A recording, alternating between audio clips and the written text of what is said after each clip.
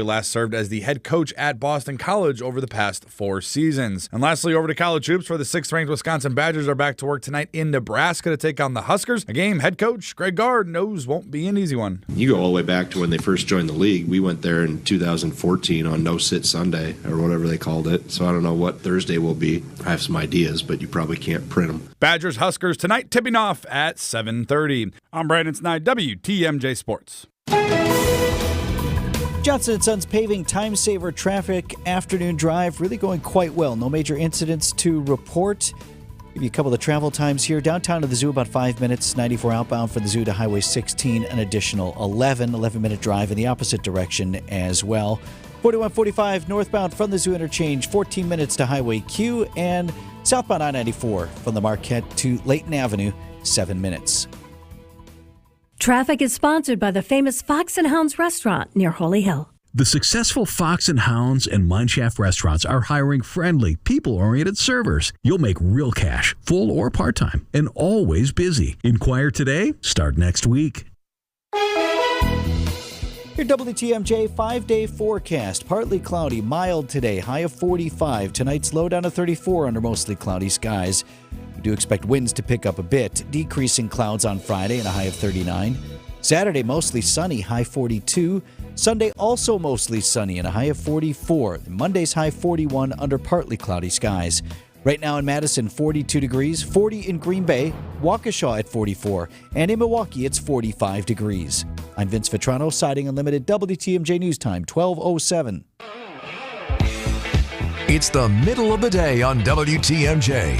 Come join the conversation on the WTMJ Talk and Text line at 855-616-1620. Now, here's Craig Collins. Look at that. My name's even in the intro. I am your fill-in host for the day, Craig Collins, on WTMJ in Milwaukee. You can give us a call. You can interact with us. I'd love to hear from you, the audience. I'm genuinely just thrilled to be on the station. I'm not thrilled about the first topic that we're going to discuss, though. This is a very sad story and a very critical question that I think is being asked a lot of places with a lot of value behind it. Of course, I assume everyone listening is familiar with the story of the 49-year-old woman who on January 15th died of hypothermia less than an hour after making, I think, a phone call to 911.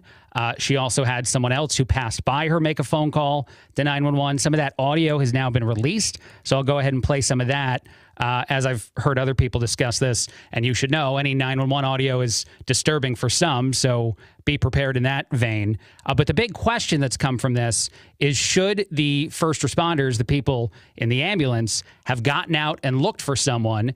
Their own protocol says they don't have to do that, which might change. But the big question is, if you drive by an area where someone has made a call where they might be in jeopardy, should you actually do more than simply try to look outside the window? I think a lot of humans, a lot of people just, thinking with your heart would easily say yes to that. But here's the 911 call made by the individual, Jolene Waldriff, who passes away, unfortunately, because she is not found in time by ambulances, by first responders. Milwaukee Fire Department, what is the location of your emergency? Oh, my God.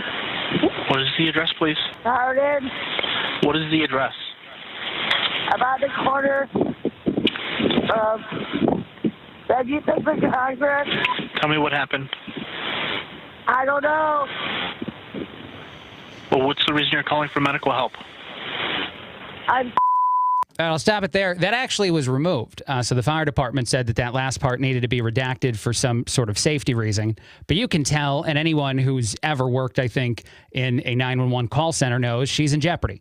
This woman is not doing well. And then later you get this phone call. I'm not sure if they've been able to determine whether or not Jolene was still alive at this point. She was pronounced dead, I think, in the 6 o'clock hour. So this is a little bit more than an hour after that initial phone call and half an hour after this call when firefighters, the fire department finally finds her. And then sadly, she's pronounced dead. I was on my way home and I see this lady on the side of the road in front by the bus stop, and she's just on the ground laying down. So that's the two pieces of information that come in from 911 come in, 2 911 callers that should effectively help save a person's life. That's the question. Should the ambulance, should the first responders have to get out and look for someone, or is it appropriate that they stay inside their vehicle? You can call us, you can text us. 855-616-1620 is that phone number, 855-616-1620, WTMJ talk and text line. My first reaction to this is an assumption, which is probably not usually good, but darn it, here we are, that first responders, the people who do things like, drive around in an ambulance all night trying to save people's lives, have no intention of deliberately not saving someone. So the idea that these individuals purposefully choose not to get out of a vehicle or not to do the right thing makes very little sense to me. And if the protocol is to stay within your vehicle, even for someone who's potentially saving a life, I understand even more so that they didn't do that. However, when you say those things, I think the more obvious reaction is, how the heck can that be the rule? How the heck can that be the protocol in the first place? Why? For what reason would you not go try to look and save someone's life? And the saddest part in all this, and I've lived in Chicago for many, many years, I've been outside waiting for a bus in the cold, and how quickly you can feel like you're in danger. I've never been in danger. I don't want anyone to think I'm trying to say that. But at the same token, I understand how something could escalate, especially if for some reason this bus hasn't come for several hours or she's not prepared for the weather. And so this is just an unfortunate, like a tragic, a very, very shocking sort of story to hear and see, and certainly something that's been discussed a lot, I think, over the last week or so here in Milwaukee. And you just wonder how you don't have the capability of very quickly changing these rules. And I think I heard some of the political people locally say that they're contemplating even potentially changing the provider of these services because Curtis Ambulance and their CEO, even though he's been out there saying some things, might honestly feel very much like the wrong fit, even though they've done a lot of good, as I heard from many people after this instance. You can only fail once in the world of certain types of jobs in order for people to have a very heightened sense of we need someone else. We need someone different. I see we have some callers on the line. Let's get to Peggy in Milwaukee. Peggy, what do you got? Hi. I think if somebody calls 911 because they need help and the dispatcher knows they need help, whoever the dispatcher dispatches should get out of their vehicle and look for the person, especially in those temperatures. Right. Absolutely. I fully agree with you. Can you understand what I said, though, a second ago? If the policy is what it is and the people who do this for a living, I can't imagine they intentionally allowed someone to die. So do you think that the mistake made here is a crazy, odd, almost, disconnected policy as opposed to the actions of individuals?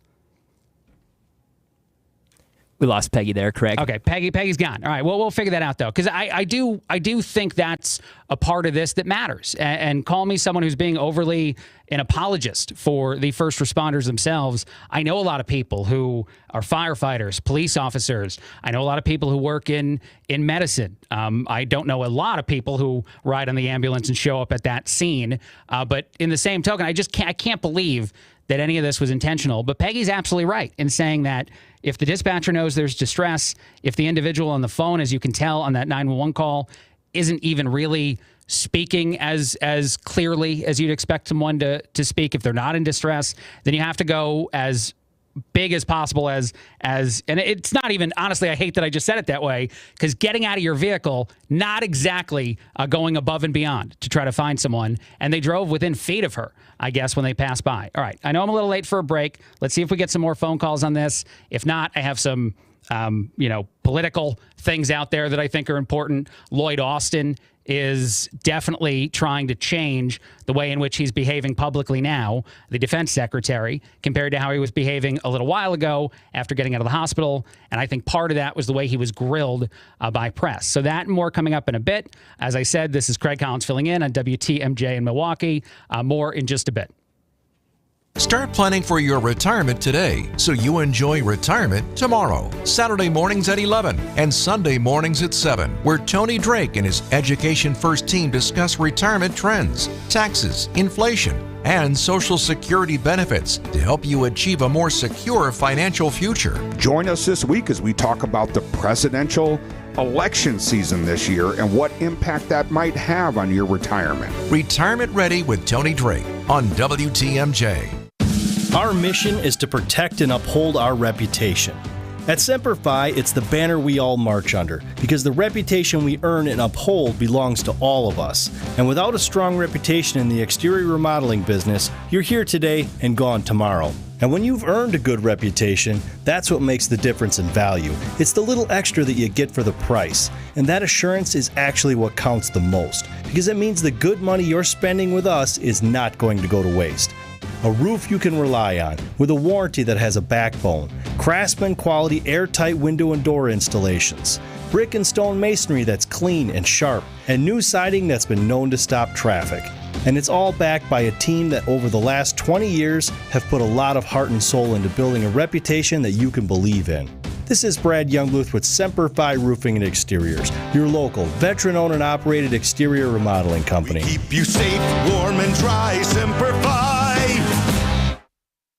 Hey, the playoffs are heating up, the big game is ahead, and you can play along for the remainder of the football season. Check out Underdog Fantasy. It's a pick'em game, and it's fast, simple, and fun. Pick between 2 or 5 players in a given game, select higher or lower on player stats, and if your picks hit, you can win up to 100 times your money in a single night. Yes, it's legal in Wisconsin, and yes, it's a blast to play. I had a great weekend mixing sports, a little bit of NBA, a little bit of football. Marry them together, there you go. I was a winner. You can be too at Underdog Fantasy. Download the Underdog Fantasy app or visit UnderdogFantasy.com and sign up. Use the promo code WTMJ, and Underdog's going to match your first deposit up to $100. That's Underdog Fantasy, promo code WTMJ to get your first deposit of $10 or more, up to $100, matched, plus a special pick that you cannot lose on. I'm playing every week. It's easy and fast, and you can join me. It's Underdog Fantasy, promo code WTMJ.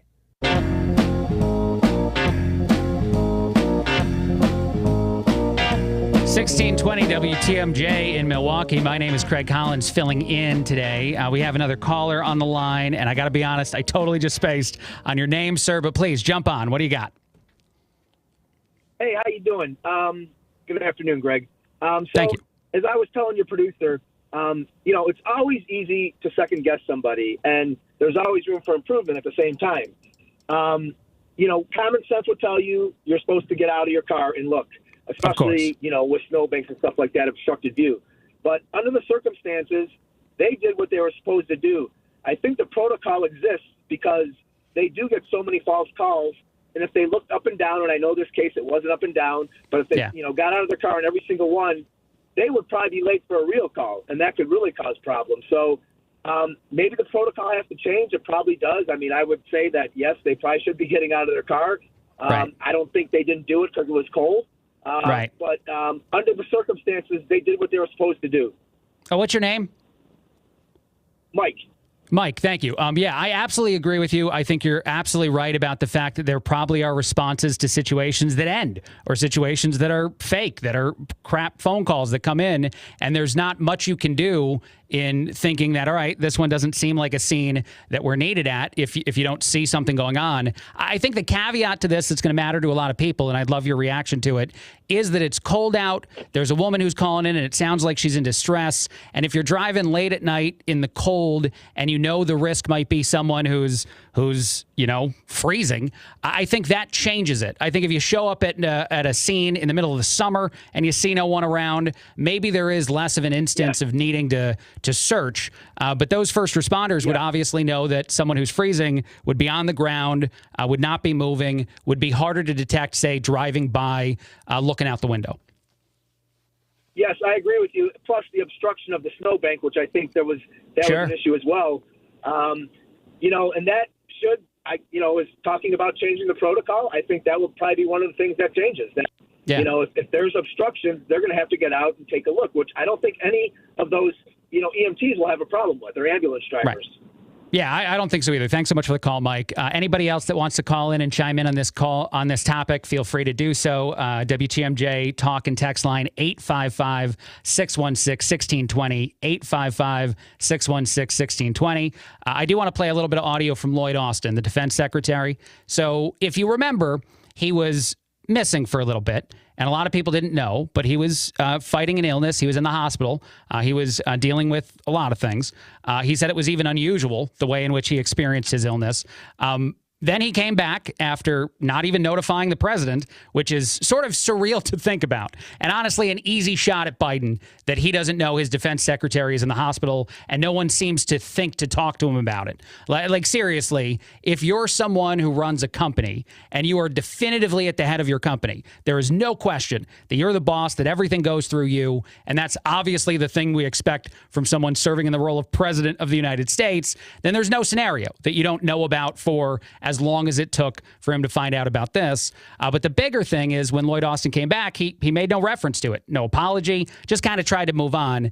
That didn't work out so well. So now he is issuing an apology. He was actually grilled by some press people, and I think that got interesting. But here's first part of the sentiment, what he says. And it's almost laughable the way this is articulated, because to be honest, when people make mistakes in the world of politics, and it's as obvious as this one is, when they come out and say some version of it, you almost feel like you just got the dumbest, silliest, most, talking points version of a thing, when you could really just look at people. I would love it if politicians and individuals in politics looked at the camera and was like, I got it wrong. Like real human about it.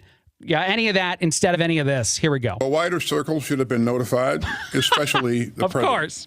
Yes, especially I'll take your questions today, but as you know, we've got an ongoing internal review. Right.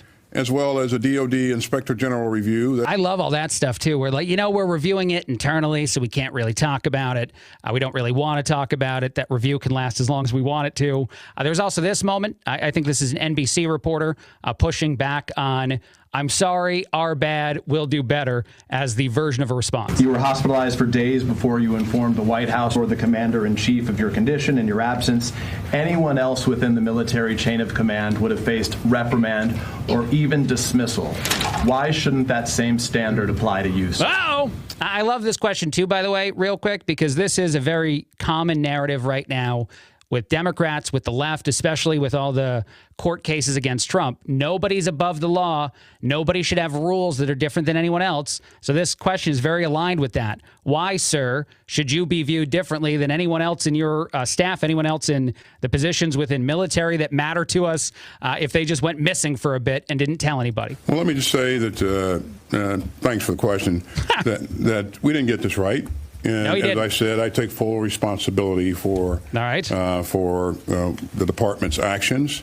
In terms of why on the second notification was not made to the White House, that information was available. I'm not sure at this point what exactly happened, but I think details will play out. I think they'll come out. I think you'll find out about it later. I'm not really sure what happened, even though I'm deeply involved in this and probably should know everything that happened beyond what we prevented from people knowing. But anyway, that's my bad again. My fault. I did it wrong. We promised to do it better next time. Of course, no one's hoping he goes back to the hospital. It's ridiculous. I'm going to move on. I'm going to take a break. But there is more audio there that I think's fascinating, including a back and forth that talks about why Defense Secretary Lloyd Austin would want to be secret about this, would want to have secrecy on this issue. And it's not because of the role he plays in the military. It's because of his race, according to him and someone who asked a question in that press pool. We'll get to that a little bit later. A quick break, a lot more. 1620 WTMJ in Milwaukee. Craig Collins filling in.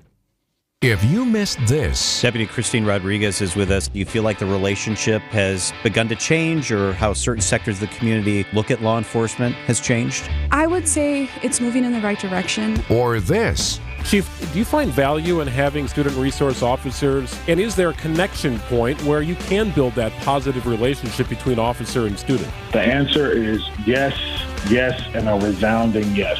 Check out Wisconsin's Afternoon News, the podcast.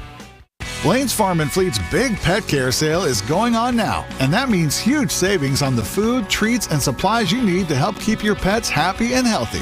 Not to mention a great variety of quality bird seed and suet to bring more birds to your yard all year long, like 20-pound bags of KT nut and fruit blend bird food, featuring a high-energy mix of 9 simple ingredients formulated to attract cardinals, chickadees, and other colorful songbirds, all for just $28.99. Find value at Blaine's Farm and Fleet. According to the U.S. debt clock, our debt is over $32 trillion and climbing. The question is, how do we pay it off? One of the most likely answers is increasing taxes. Now think about your retirement accounts. Do you want to pay taxes on some of that money now when rates are historically low, or later when rates are potentially higher? At Drake & Associates, we can help you create a plan so your retirement is tax efficient as possible. If you'd like to continue your education, we have our Retirement Ready Toolkit, which includes guides on retirement tax savings. To receive this complimentary toolkit, call or text TAX to 414-409-9982. That's calling or texting TAX to 414-409-9982. When taxes go up, will you be ready? Call or text now. Investment advisory services provided by Drake & Associates, LLC, an SEC-registered investment advisor. Insurance products are offered through a separate company, Loft Financial Advisory Group, LLC, a Wisconsin insurance agency. Clients are under no obligation to purchase any recommended insurance products. For over a century, local broadcasting has evolved with the needs of the community. We move past the stigmas of opinion journalism and bring the most relevant news online, on air, and on the go. You have trusted us with your news, sports, weather, and entertainment. Trust us to keep moving with you. Text radio to 52886 and tell Congress local broadcasting is here to stay.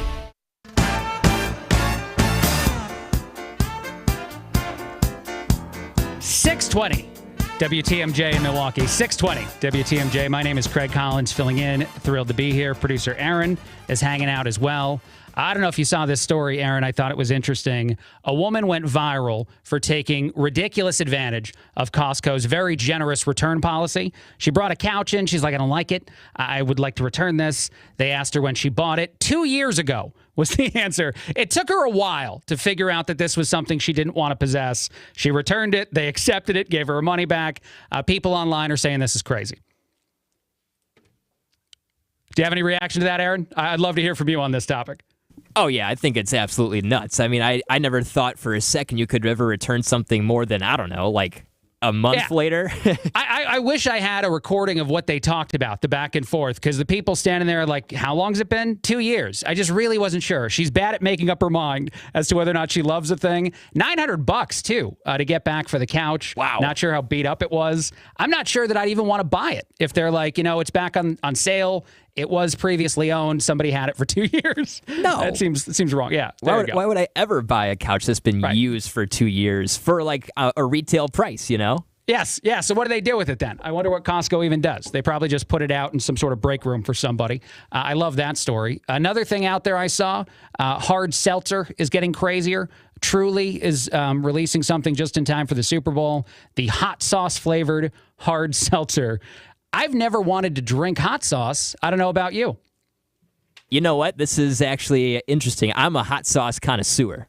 Okay. I love hot sauce. If you looked at my fridge, you would see like 25 different types of hot sauces, and I'm not kidding. I mean, I am a connoisseur. So actually, my girlfriend got me, they do like the advent calendars come Christmas time. Oh, yeah. So she got me, it was a hot sauce advent calendar. So every day I opened it up, there was a new hot sauce. I saw that. Yeah. So actually, for that 25 days, I would put a little hot sauce on a spoon, and I guess you could say technically I was kind of drinking hot sauce. Do you like the hard seltzers? Are you in your 20s by chance? Yeah. I'm 25. Not a big seltzer guy. I prefer a beer or a nice mixed something, old fashioned. That's my style. I think we got to get you one of these, the Truly Hot Wing Sauce hard seltzer, and you can do a taste test at some point. Hey. I would never drink something that's trying to be hot sauce-esque as a actual cup of liquid product. That seems crazy to me. How about a Bloody Mary? I'm not a fan. Okay. My wife is from Mexico. Giant fan of the Bloody Mary. Giant fan of the hot sauce. My father-in-law would be proud of me if I drank this thing, even though it's a hard seltzer. But I'm not in. I'm just can't do it. $24, by the way, for a 4-pack. Ooh. Well, in that case, maybe I'm out too. Yeah, those radio producer salaries are not always that great. I know all about that. Yeah, we need another $1 or so. Nice. We'll do a GoFundMe for you to drink it on the air at some point. Yeah, I like the sounds of that. One other, I'm probably not allowed to do that, man. It's my first time ever filling in on this show. I don't have that clearance. I like this guy. Yeah, nice. One last thing. I saw this. I thought it was interesting, too, out there.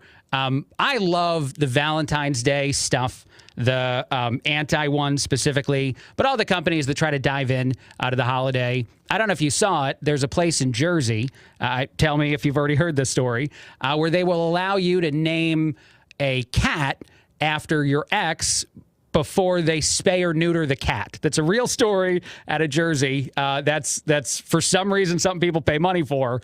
And there's a lot of those, the breakup, the we're done things. A company is now selling cookies. I know there was a hell of an intro to this topic, that will break up with someone for you as a Valentine's Day gift. You hand over the cookie, and the box of cookies is all stuff like, it's not me, it's you. It's a lot of meaner things. But I don't know if this is better or worse than the naming something after your ex thing, because this is supposed to be used in a relationship you're in and want out of. Any thoughts on that one, or did I stun you? Oh, yeah. No, I mean, that is kind of stunning.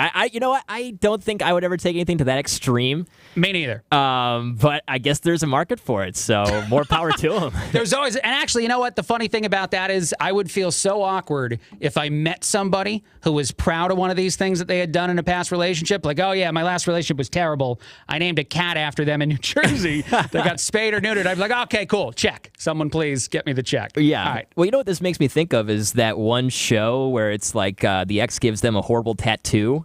Have you seen that? I think it's on like MTV or something like that. And it's the stupidest thing ever, but it's a thing. Apparently people love this type of line of product. I don't know. They want that anger to last. I get it. All right, we'll take a break on that. We got a lot more coming up in a bit. Of course, more news of the day stuff to talk about. The Josh Hawley reaction, or the Josh Hawley audio with him and Mark Zuckerberg, viral for 24 hours now. So we'll play a little bit of that. And then actually Josh Hawley popped up on Fox News last night to talk even more about his reaction to Zuckerberg. So we'll get to that more in just a bit. 620 WTMJ in Milwaukee. Craig Collins filling in. Valentine's Day is here. This year, give the ultimate gift. Name a star after your sweetheart. This is Rocky Moselle with International Star Registry. For 45 years, we've named millions of stars for celebrities, dignitaries, and individuals worldwide. For $59 and a call to 800-282-3333 or visit starregistry.com, you can give the most memorable gift. The star your name will be recorded in book form in the U.S. Copyright Office. Visit starregistry.com or call 800-282-3333. Getting your biggest tax refund from Jackson Hewitt can lead to some spirited reactions. Jackson Hewitt! Jackson Hewitt is so sure that you'll get your biggest refund that if they don't, you get your money back plus $100. Jackson Hewitt! And Jackson Hewitt also guarantees the accuracy of your return for life. So don't just sit there. For your biggest refund guaranteed, walk into a Jackson Hewitt today and dance out Jackson Hewitt! Yeah!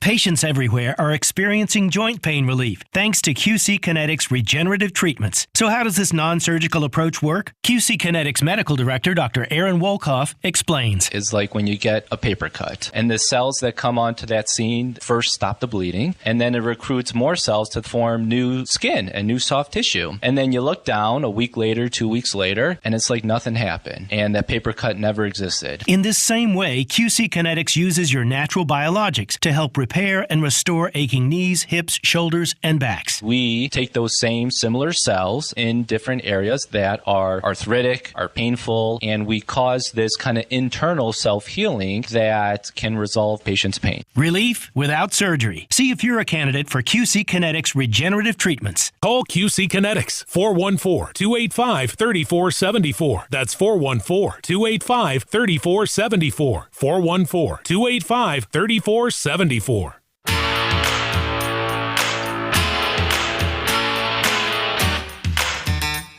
620 WTMJ in Milwaukee. My name is Craig Collins, filling in. Thrilled to be with you this early afternoon. Lots and lots of stuff to talk about out there in the world.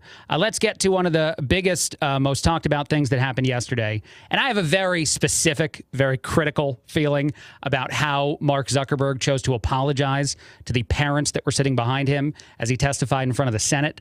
And I can get to it. It's been a day or so since this first happened. And a lot of the coverage was that the apology itself was good. However, the third sentence, I think, if you even want to call it that, within the apology was essentially a elevator pitch for the value of Facebook or the things that they're doing as a company to try to prevent the horrible things that they were discussing. And if you don't know anything about this, real quick, yesterday, social media leaders appeared in front of the Senate and talked about the damage that's been done, specifically about online sexual exploitation of children that has caused several families to lose a child that has hurt themselves, committed suicide because of all the things that you can imagine that would come from having something like that out there in the world as a minor, as a child. And the topic is so valuable, so terrible, that if you are to do something as Zuckerberg or anyone else, it should come fully from the heart. And I don't think that robot Zuckerberg is capable of that. But here we go. Here's the moment that was much talked about yesterday. So you didn't take any action. You didn't take any action. You didn't fire anybody. You haven't compensated a single victim. Let me ask you this. Let me ask you this. There's families of victims here today. Have you apologized to the victims? Would you like to do so now? Well, they're here. You're on national television. Would you like now to apologize to the victims who have been harmed by your product? Show them the pictures. Would you like to? So in this moment, I know this is radio, the parents start to stand up. They're holding up pictures of children. Zuckerberg stands up, gets away from the microphone, so you can't perfectly hear the things he says. And the first words out of his mouth are, "I'm sorry. No family should ever have to go through this." I'll play it, but I'll tell you the rest of what he said. Apologize for what you've done to these good people. I'm sorry for everything that no one should have to go through the things that your families have suffered. And this is why we invested so much and are going to continue doing industry-leading efforts to make sure that no one has to go through the types of things that your families... Okay, so he's sorry, and no one should have to go through the types of things your family has gone through. That's fine. Then he says this is why Facebook is investing in industry-leading efforts to prevent this sort of stuff, that's crap. That's the kind of thing that any boss anywhere in the world says when they're under fire for whatever their company does, much less the deaths of children, which is literally what this topic is. You don't add that part. You don't need that piece to it to try to resell your product to people that have no intention of ever buying it again. It infuriated me. Anyway, Hawley popped up on, I think, Fox News later that evening and said this about his feelings on Mark Zuckerberg. Yeah, he absolutely knows what's going on, Sean. And the reason I know that is because we've had whistleblowers from Facebook come and testify under oath that they collected that kind of information I just shared with you and sent it to Zuckerberg personally, and he ignored it. I mean, so what he should have said to the families is, I'm so sorry for what we've done, and we will do better. And the way they're going to do better is they'll hold themselves accountable. Listen, Mark Zuckerberg's worth $140 billion. If he devoted just 10% of that to helping victims, think what it could do for these families. And by the way, if he would actually change his platform and not allow pedophiles and sex predators on there, he could do a service to every family in America. I'll just say this, Sean. He seems to have all the time and attention in the world to censor conservatives. Facebook leapt at the opportunity to censor any questions about COVID, to label people who had COVID vaccine questions as potential terrorists. If you question the Hunter Biden laptop, they shut you down, but yet they can't lift a finger to take sex predators off their platform. You know what's really interesting about that? I'm sure some people will hear that last half of what Hawley says and think, oh, he's going to the political places. He's diving into this, or he's talking about COVID or whatever it is that might trigger some of the people out there. And I happen to agree with him on a lot of the things he just said. That's beside the point. The real important aspect of this is in today's society, the politicians and these leaders of these giant businesses are more concerned talking about the way in which political speech is censored, and not interested, at least in Zuckerberg's case, in protecting kids. That's such a crazy thing. I don't think at any point in my life, growing up, I ever thought that the issues of the day would be so seldom connected to what is obviously right to do in protecting children, protecting their safety, making sure that they're not victims of these sort of things. That is secondary to a lot of these other conversations we have, and it just seems surreal, to say the very least. So again, no matter how you feel about the back end of what Hawley says, and if the politics weren't right with you, the simple truth is that it should be far removed from the issues, not that I'm mad he talked about it, it should be far removed from the issues of helping make sure that children are safe, because that is of the utmost importance to our society, and there shouldn't be a political position from anyone on it. All right, well, we'll take a break on that. I have some other audio I'd love to play after this break. It is a woman that popped up on CNN, actually a pastor. Her name is Cynthia Hale. She talked about why she's teetering in her potential support of the current president, and why she believes that a whole lot of people within her congregation, or she's black, a lot of black people, are contemplating not supporting Biden in the upcoming election. It's a very interesting take, so I'll play that in just a bit. 620 WTMJ in Milwaukee. Craig Collins filling in. Meet Alan, who was diagnosed with sleep apnea. I was what they call a mouth breather, and I would breathe at night with my mouth open. And for about 8 years, Alan struggled with a CPAP machine. And then I saw the Advent commercial, and I thought, well, what do you got to lose? This machine is miserable. For most people, CPAP machines are miserable, but a simple breathing triangle solution from Advent can be life-changing. And it really was, to me, it was amazing, because I don't think I ever breathed that clear. This is Dr. Buthan Kandula. After having one of Advent's simple breathing triangle procedures, people are amazed at how freely and clearly they can breathe. I'm happy with the procedure. I'm very glad I did it. I wish I would have done it 20 years ago. I could have avoided that machine I had to have laying next to the bed with the hose wrapped around my head. Schedule your appointment at adventknows.com, because Advent knows when you breathe well, you live better. AdventKnows.com. Results may vary. Wealth-changing question. Has your advisor created a portfolio based only on your age and risk tolerance? That's simply not good enough. Your money deserves better, and so do you. At Creative Planning, our private wealth managers learn about you first, and then they create a customized plan and portfolio by partnering with our in-house money managers, accountants, and attorneys. Don't settle for a standard portfolio. Book your free meeting today at creativeplanning.com. Creative Planning, a richer way to wealth.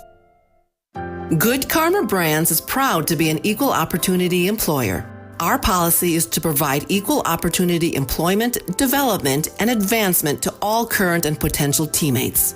If you are an organization that maintains a job bank, provides employment information, or gives job referrals, you may request to be placed on the station's mailing list for future career opportunities. To learn more about careers at Good Karma Brands, please email careers@goodkarmabrands.com. Don't let a cold, sinus infection, or allergies ruin your day. Breathe easier, sleep better, and feel healthier with Navage. Visit Navage.com, Walmart, Walgreens, CVS, or a store near you. Our mission is to protect and uphold our reputation. At Semper Fi, it's the banner we all march under, because the reputation we earn and uphold belongs to all of us. And without a strong reputation in the exterior remodeling business, you're here today and gone tomorrow. And when you've earned a good reputation, that's what makes the difference in value. It's the little extra that you get for the price. And that assurance is actually what counts the most, because it means the good money you're spending with us is not going to go to waste. A roof you can rely on, with a warranty that has a backbone, Craftsman quality airtight window and door installations, brick and stone masonry that's clean and sharp, and new siding that's been known to stop traffic. And it's all backed by a team that over the last 20 years have put a lot of heart and soul into building a reputation that you can believe in. This is Brad Youngluth with Semper Fi Roofing and Exteriors, your local, veteran-owned and operated exterior remodeling company. We keep you safe, warm, and dry. Semper Fi.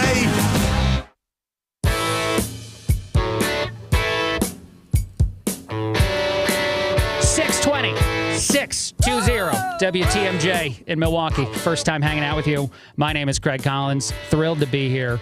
So CNN, Poppy Harlow, had a guest on talking about black voters, or specifically, she's actually a pastor, so she's talking about her parish, and Joe Biden. And the problem they have with our president, the likelihood of maybe losing support for him, all of it centered on the ongoing conflict with Israel and the terrorist organization Hamas. That's the right way to say that, by the way. She feels, and a lot of people on this side of the aisle feel as though there needs to be a ceasefire. The complicated aspect of that, I'm going to be very frank with you before I hit play on the audio. Hamas has no interest in that sort of thing. Hamas's stated goal, the terrorist group that runs the Gaza Strip, is to kill everyone in Israel, to kill all Americans too, actually, at some point. That's their desire. That's their core belief system. And so if you're Israel, if you're a neighboring country to a political power, if that's what you want to call them, they are in charge. They were voted into that power within Gaza by the people who live there. That's a true sentence. If you are a neighboring country to a place that wants to kill everyone in your country, what do you do? You just decide to be silent. You decide to do nothing. That's what the call is for. And that's what this faith leader and a black woman is saying is necessary in order for Biden to retain the votes of the people that she knows and talks to every day. So far, I'm holding out hope that the president will change his position and be stronger in his call for a ceasefire, and that's what we are hoping.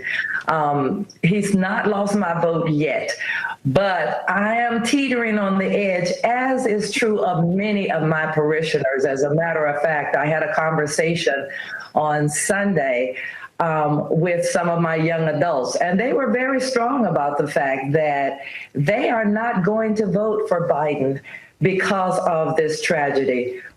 There's two ways to talk about this when you talk about young people. And I'm a millennial. I'm in my late 30s, so I don't know if that helps or hurts me with you listening to the show today. And feel free to reach out yourself. WTMJ's talk and text line, 855-616-1620, 855-616-1620. The thing that's a problem is if you're not evaluating a situation correctly, of course you have the most simplistic solution possible as what you believe to be right. She actually goes on to say a little bit later, and you know what, I can play a little more of the audio, that while the young people are so passionate about this cause, they're so, sort of dead set on their version of what needs to happen and what the opposite is, that a lot of people are seeing themselves in the innocent people who live in Palestine, the women and children who live there specifically. And actually that one small strip of land is more than, I think, 50% people under the age of 18. So more than 50% children. And any human has an amount of emotional connection to the idea that something bad would be happening to innocent women and children. I'm not trying to dismiss that, but here, I'll play a little more. We do see the Palestinian people as connected to us. As a matter of fact, we believe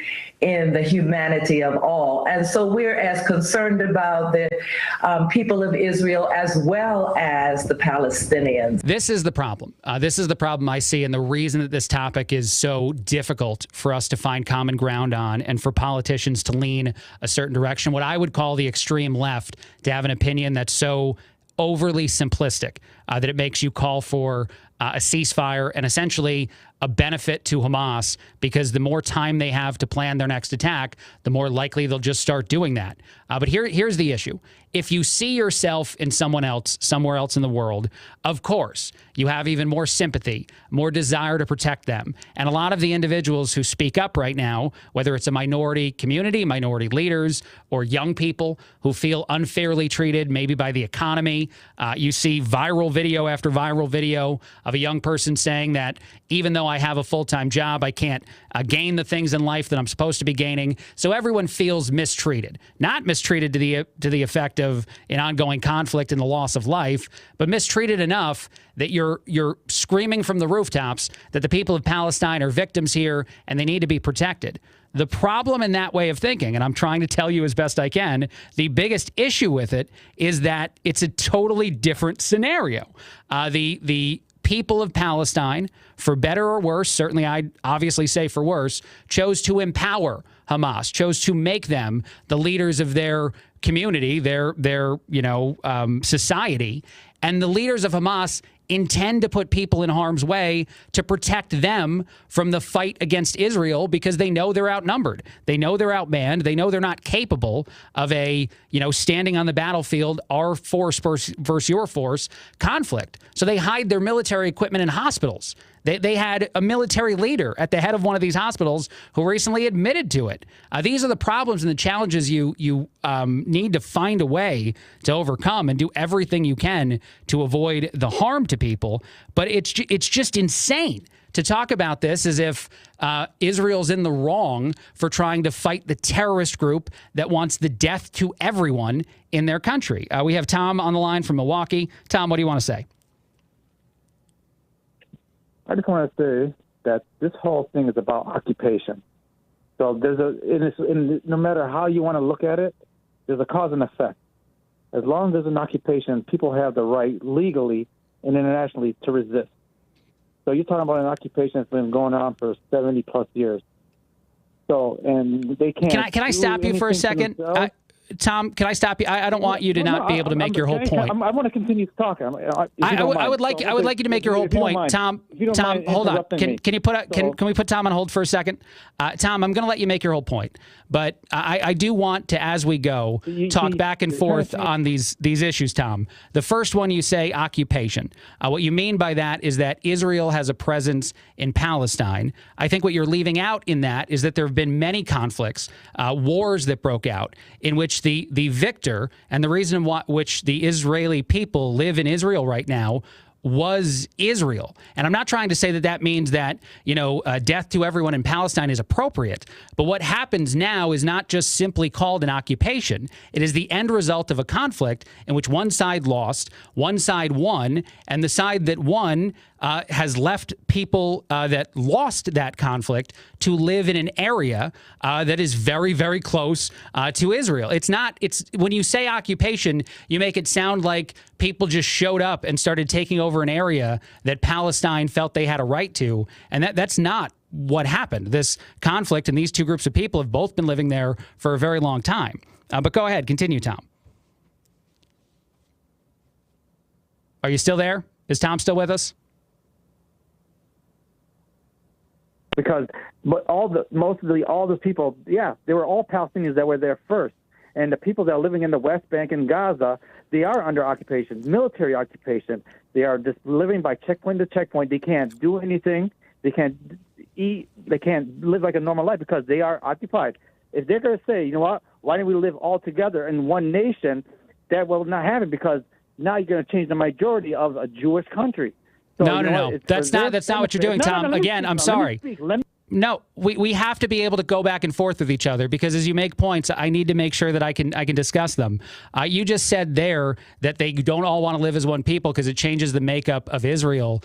People within Palestine want the death to everyone in Israel. How can you live peacefully with people who do not want you to survive? It makes no sense. All right, look, we're going to have to take a break in a minute or so, Tom. I do want you to be able to make your point, but you're oversimplifying this issue. I'm not trying to offend you.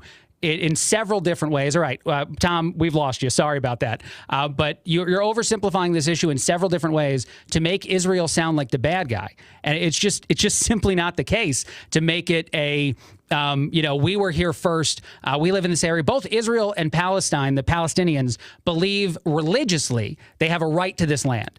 Both groups are tied deeply from a emotional and religious perspective to this area of the world. And so it is not as simple as comparing it to, say, when people came over and took land from Native Americans or something like that. Whatever issue you want to compare it to.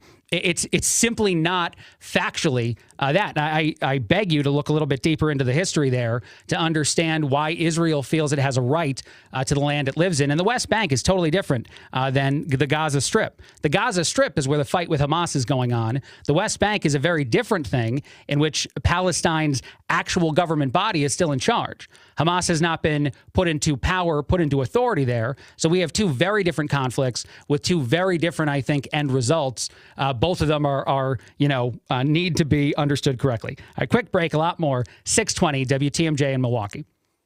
This is Libby Collins. Join me Sunday morning at 11 a.m. on WTMJ Conversations when we talk with travel expert Rose Gray and find out how she got that dream job. I looked around at the staff that I had, and every single person was on the phone, or maybe picked up the phone and pretended they were on the phone because they didn't want to take this customer.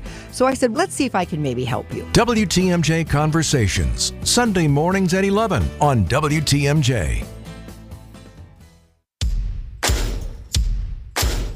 Stop in at Fleet Farm for one of the biggest selections of Milwaukee tools around.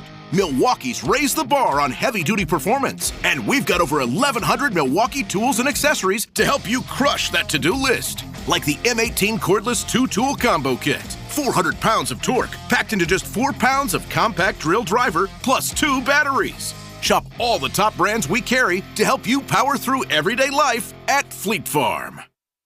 Just like most cars and trucks can't run without oil, no person can function without food. That's why, through the end of February, the Auto Dealers of Metro Milwaukee is contributing $1 from every oil change to Feeding America Eastern Wisconsin. Every dollar provides 3 healthy meals. Over the past 13 years, Adam has provided more than 2.4 million meals to people in southeastern Wisconsin. And now, the need is greater than ever. Find a participating Adam dealer near you at adamm.com.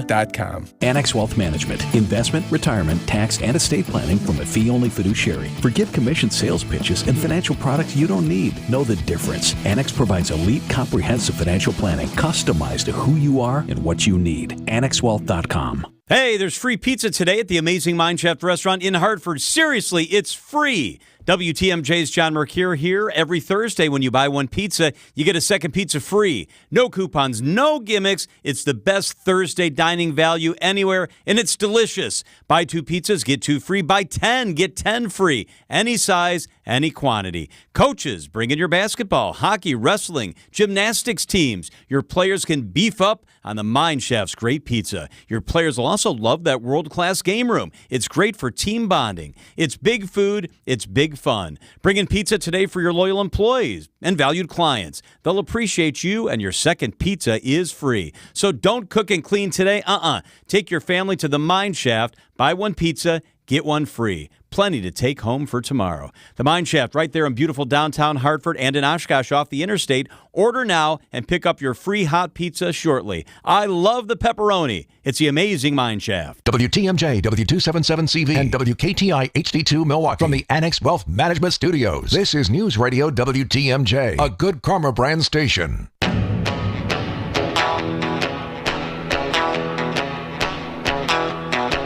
News Radio 620, WTMJ in Milwaukee. My name is Craig Collins, filling in. Thrilled to be here. I'm going to ask Earl to hang in there.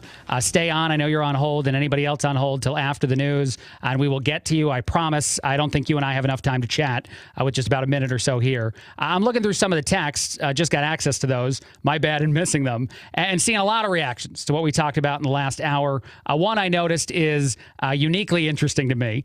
Someone said Josh Hawley, whose audio I played earlier when he was going after Mark Zuckerberg, saying how Zuckerberg needed to apologize for the things that have happened in the world of social media that have caused young people to commit suicide, usually sexual exploitation.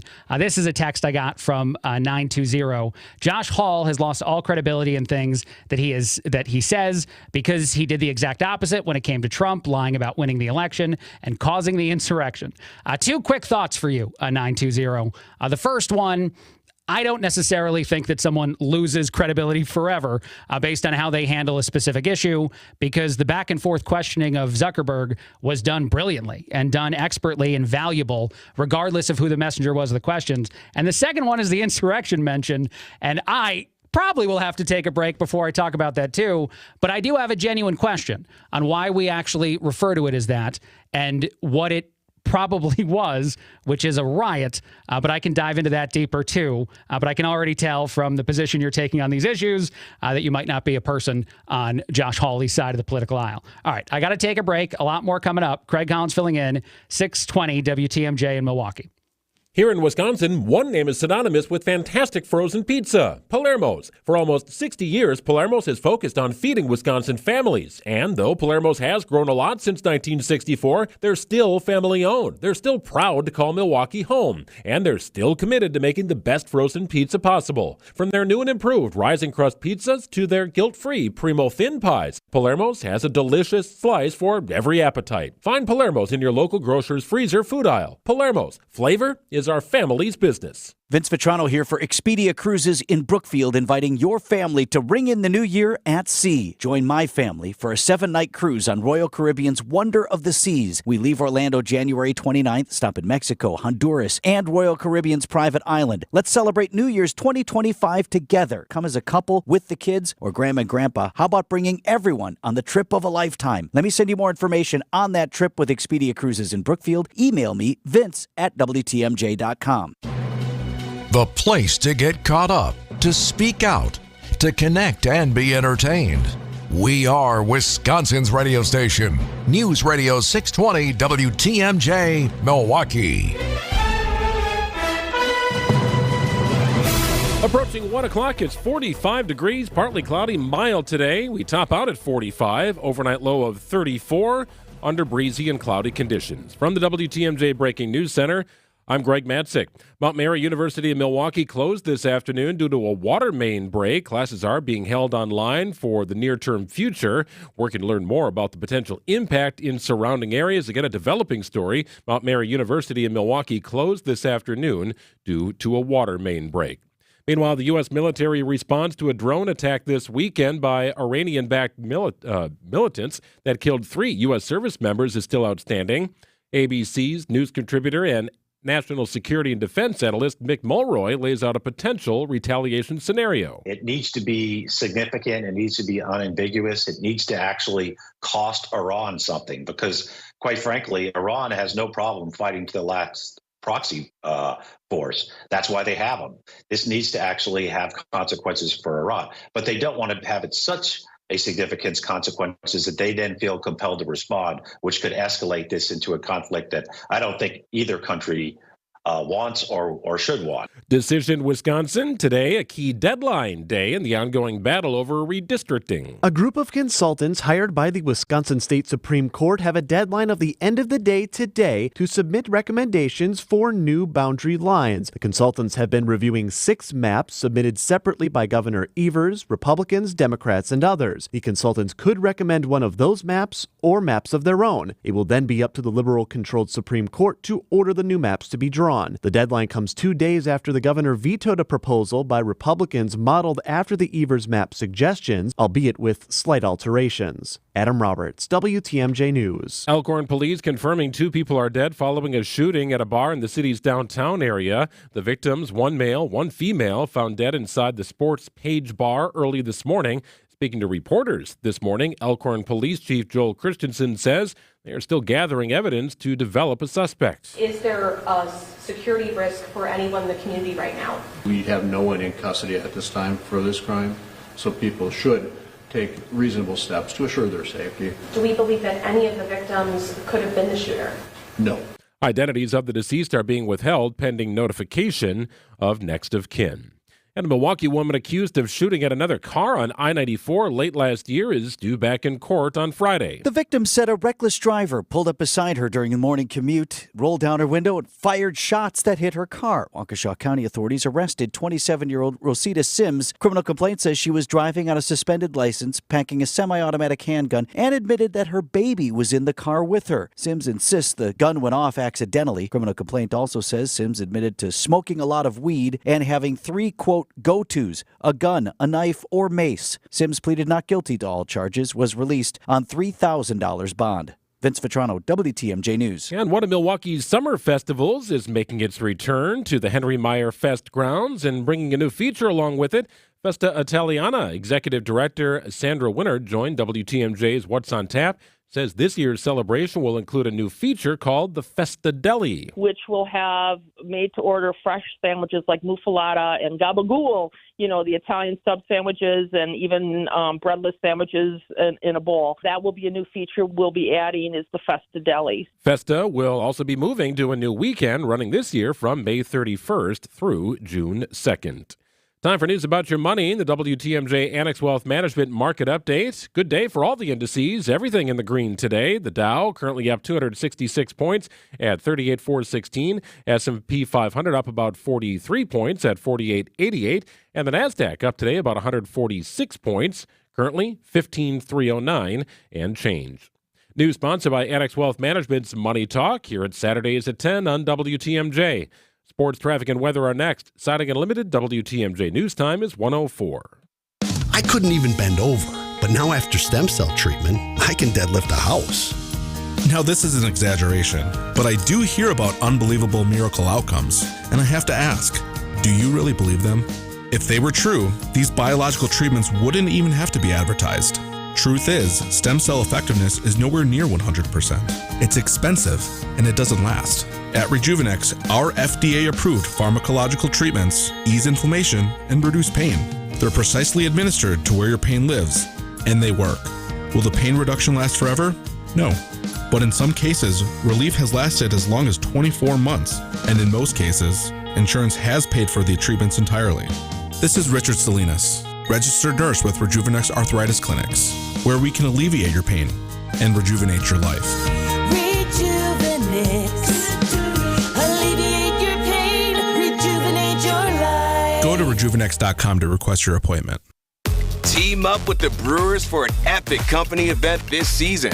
With the Brewers Group Outing, you can trade weekday meetings for a fun-filled day at American Family Field, featuring options like tailgate spaces, all-inclusive areas, seating blocks, and much more. Plus, Brewers ticket representatives will make planning your event simple, as they'll be your personal concierge while booking your outing. Start planning your company outing today at brewers.com/groups. America is kept safe because the Army National Guard responds, protects, and supports our nation when it needs them most. The Army National Guard responds to disasters such as wildfires and floods. They protect us with missile defense, cybersecurity, and civilian support teams for chemical, biological, and radiological hazards. Be there for your community and your country. Visit NationalGuard.com to learn more about part-time service. Sponsored by the Wisconsin Army National Guard. Aired by the Wisconsin Broadcasters Association and this station. The Milwaukee Bucks season-long 5-game West Coast road trip made a pit stop in Portland on Wednesday night. Damian Lillard returning to the team he once played for, but the Trailblazers spoiling the return, beating the Bucks by a final score of 119-116. I ain't gonna say I'm happy that it's over, but I'm just like, I've really enjoyed being back, but just the whole spectacle of it is just, just a little bit draining. Over to the NFL, where the Green Bay Packers have officially hired Jeff Hafley to serve as their next defensive coordinator. Hafley last served as the head coach at Boston College over the past 4 seasons. And lastly, over to college hoops, where the 6th-ranked Wisconsin Badgers are back to work tonight in Nebraska to take on the Huskers. A game head coach Greg Gard knows won't be an easy one. You go all the way back to when they first joined the league. We went there in 2014 on No-Sit Sunday, or whatever they called it. So I don't know what Thursday will be. I have some ideas, but you probably can't print them. Badgers Huskers tonight, tipping off at 7:30. I'm Brandon Snide, WTMJ Sports. Time for a Johnson & Sons Paving Time Saver traffic update. 4194 northbound, just beyond County C near Pleasant Prairie. Left shoulder blocked due to a disabled vehicle. Try and slide over if you can do so safely. Otherwise, standard travel times across the system this afternoon. Notable delay, 43 southbound Brown Deer to downtown. Usual construction delay. Normally an 11-minute ride. It'll run you 14 today. WTMJ 5-day forecast. Get out and enjoy it today. Partly cloudy, mild with a high of 45. Mostly cloudy overnight with a low of 34. Decreasing clouds on Friday with a high of 39. Back into the 40s for the rest of the weekend. Mostly sunny on Saturday with a high of 42. Mostly sunny and mild on Sunday with a high of 44. 40 degrees in Madison. It's 44 in Green Bay, 41 in Waukesha, and 45 at the Avenue. I'm Greg Matzik. Siding Unlimited. WTMJ News Time is 1:08. It's the middle of the day on WTMJ.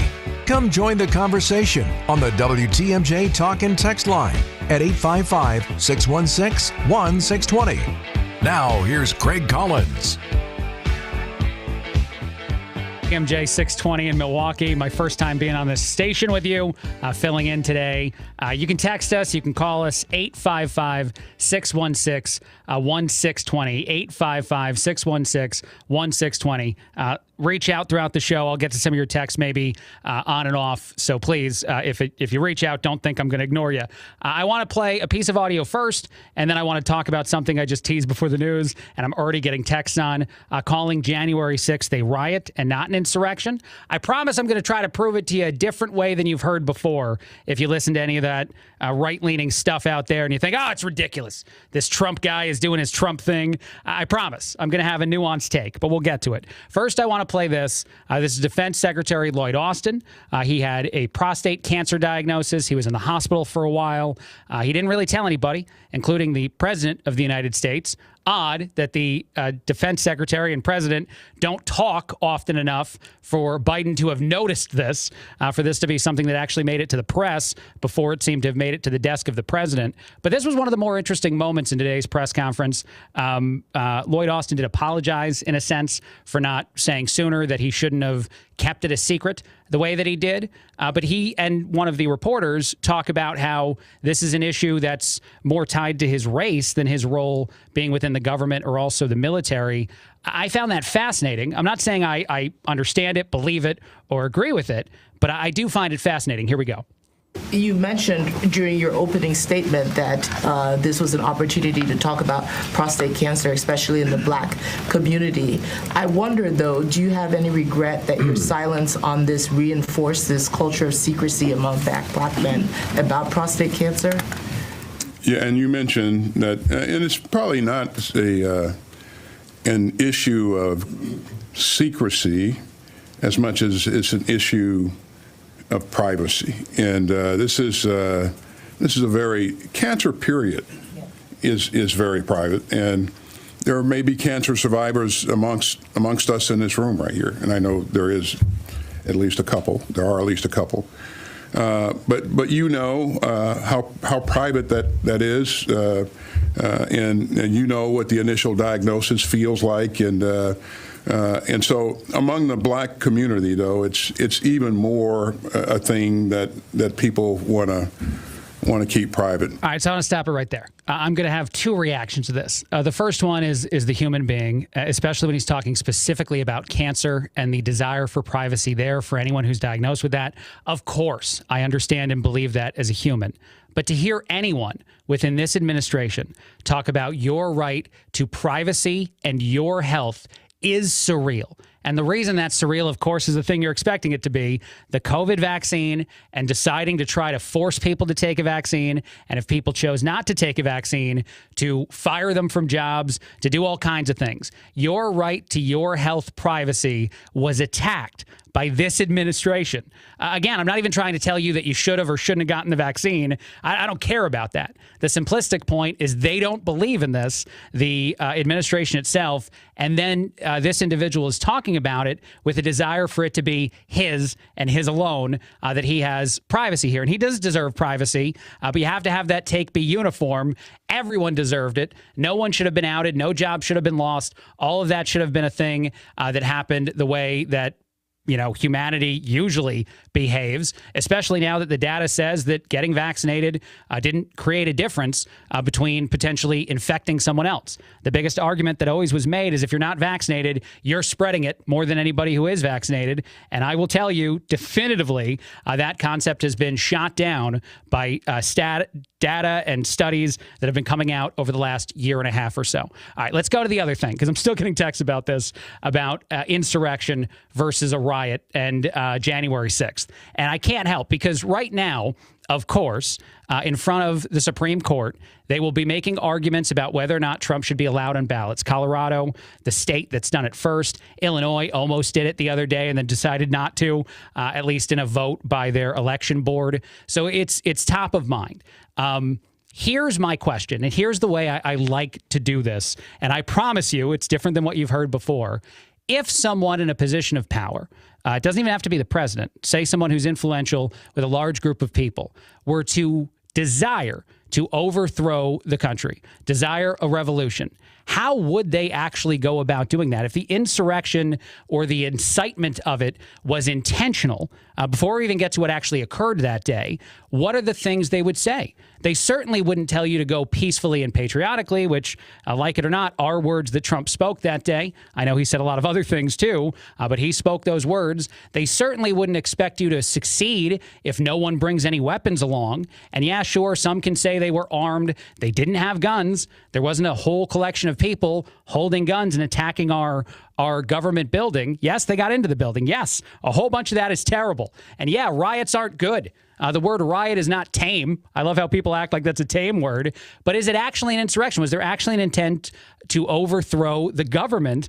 The reason I say no is people got on the bus and went back home. They walked through the Capitol building. They waved at cameras. A lot more of that day was peaceful. It wasn't entirely peaceful. I'm not going to go that road with you and tell you that nothing bad happened. Bad stuff happened. But at the same time, it was not entirely chaotic. It was not entirely violent. And that's because the people involved in it were idiots. Well, criminals, I guess, if they're going to jail for what they've done. But they certainly weren't insurrectionists in a well-planned, coordinated attack. And I just want to read one thing for people out there that think this is a crazy extreme take from another far-right lunatic. An insurrection, as defined, is organized and usually violent act of revolt or rebellion against an established government or governing authority of a nation, state, or other political entity by a group of its citizens or subjects, also any act of engaging in such a revolt. So the revolution is the planned end result of this thing. I know the things that people were saying. I know that they wanted to harm Mike Pence, or at least that's what the rhetoric within the crowd was. None of that violence actually occurred. And so is it an insurrection? Again, if people give up on whatever version of attack they actually were attempting to make the minute that they're walked through some of these government buildings and then get sent home. And here's one last thing that people might not know about this. And I do know about this. I sat next to an individual at I don't know if I can say what it was, at a bar, let's just say a bar, a couple weeks ago. This guy is part of the National Guard within Illinois.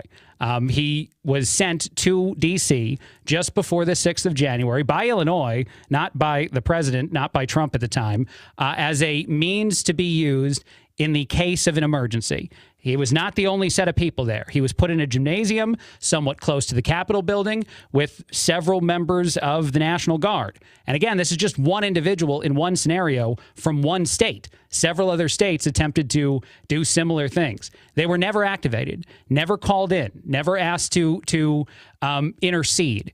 If an insurrection were occurring within this country, if people were intent on revolting, taking over, establishing a brand new government, don't you think our military would be activated? Don't you think they would actually, respond? I know a lot of people say, well, Trump didn't let them. Trump didn't let them. In a moment of chaos, where people are dying, which is what actual conflict and fights look like, not the version that we see that is completely different because our country is not dealing with those kind of violent acts on a daily basis the way you see other places in the world.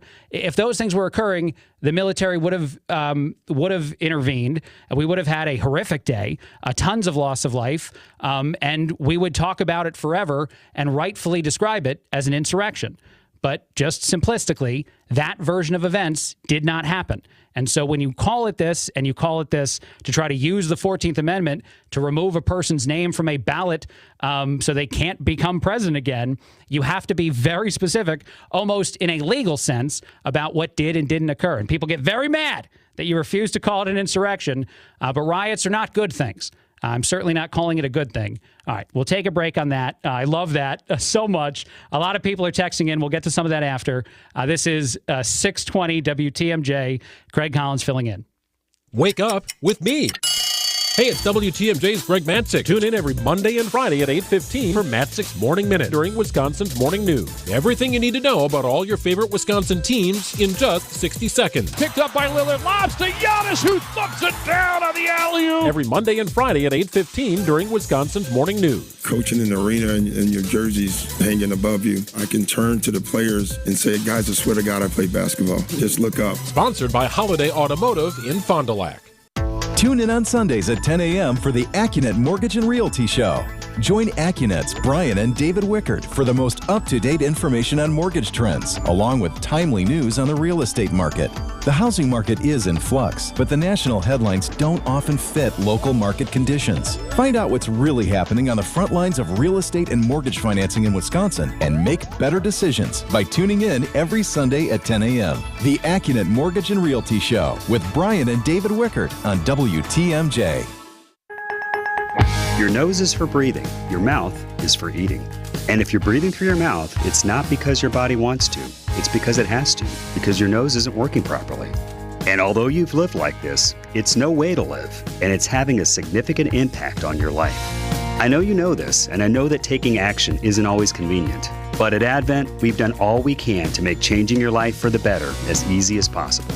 I'm Dr. Madan Kandula. With tens of thousands of our patients, a thorough breathing triangle evaluation, along with a simple 20-minute in-office procedure called balloon sinuplasty, has opened their nasal passages, allowing them to breathe freely through their nose for good.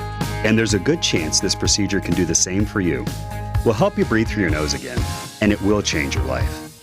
Go to adventknows.com to schedule your appointment, because Advent knows when you breathe well, you live better.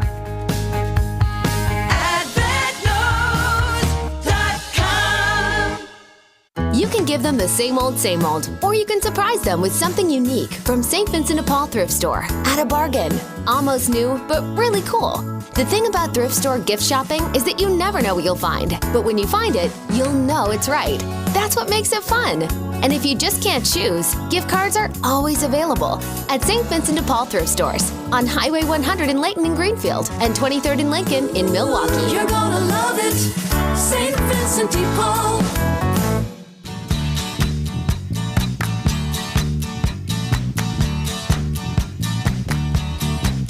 620 WTMJ Milwaukee. Oh man, the texts are mad at me. The people are shooting off the shots. And you know what? Usually when you do this kind of thing, especially just as a fill-in host, I might never be back. You might get your wish. Some of the people texting in usually don't stick on topics for too long. But I can't help it. The reaction to this thing.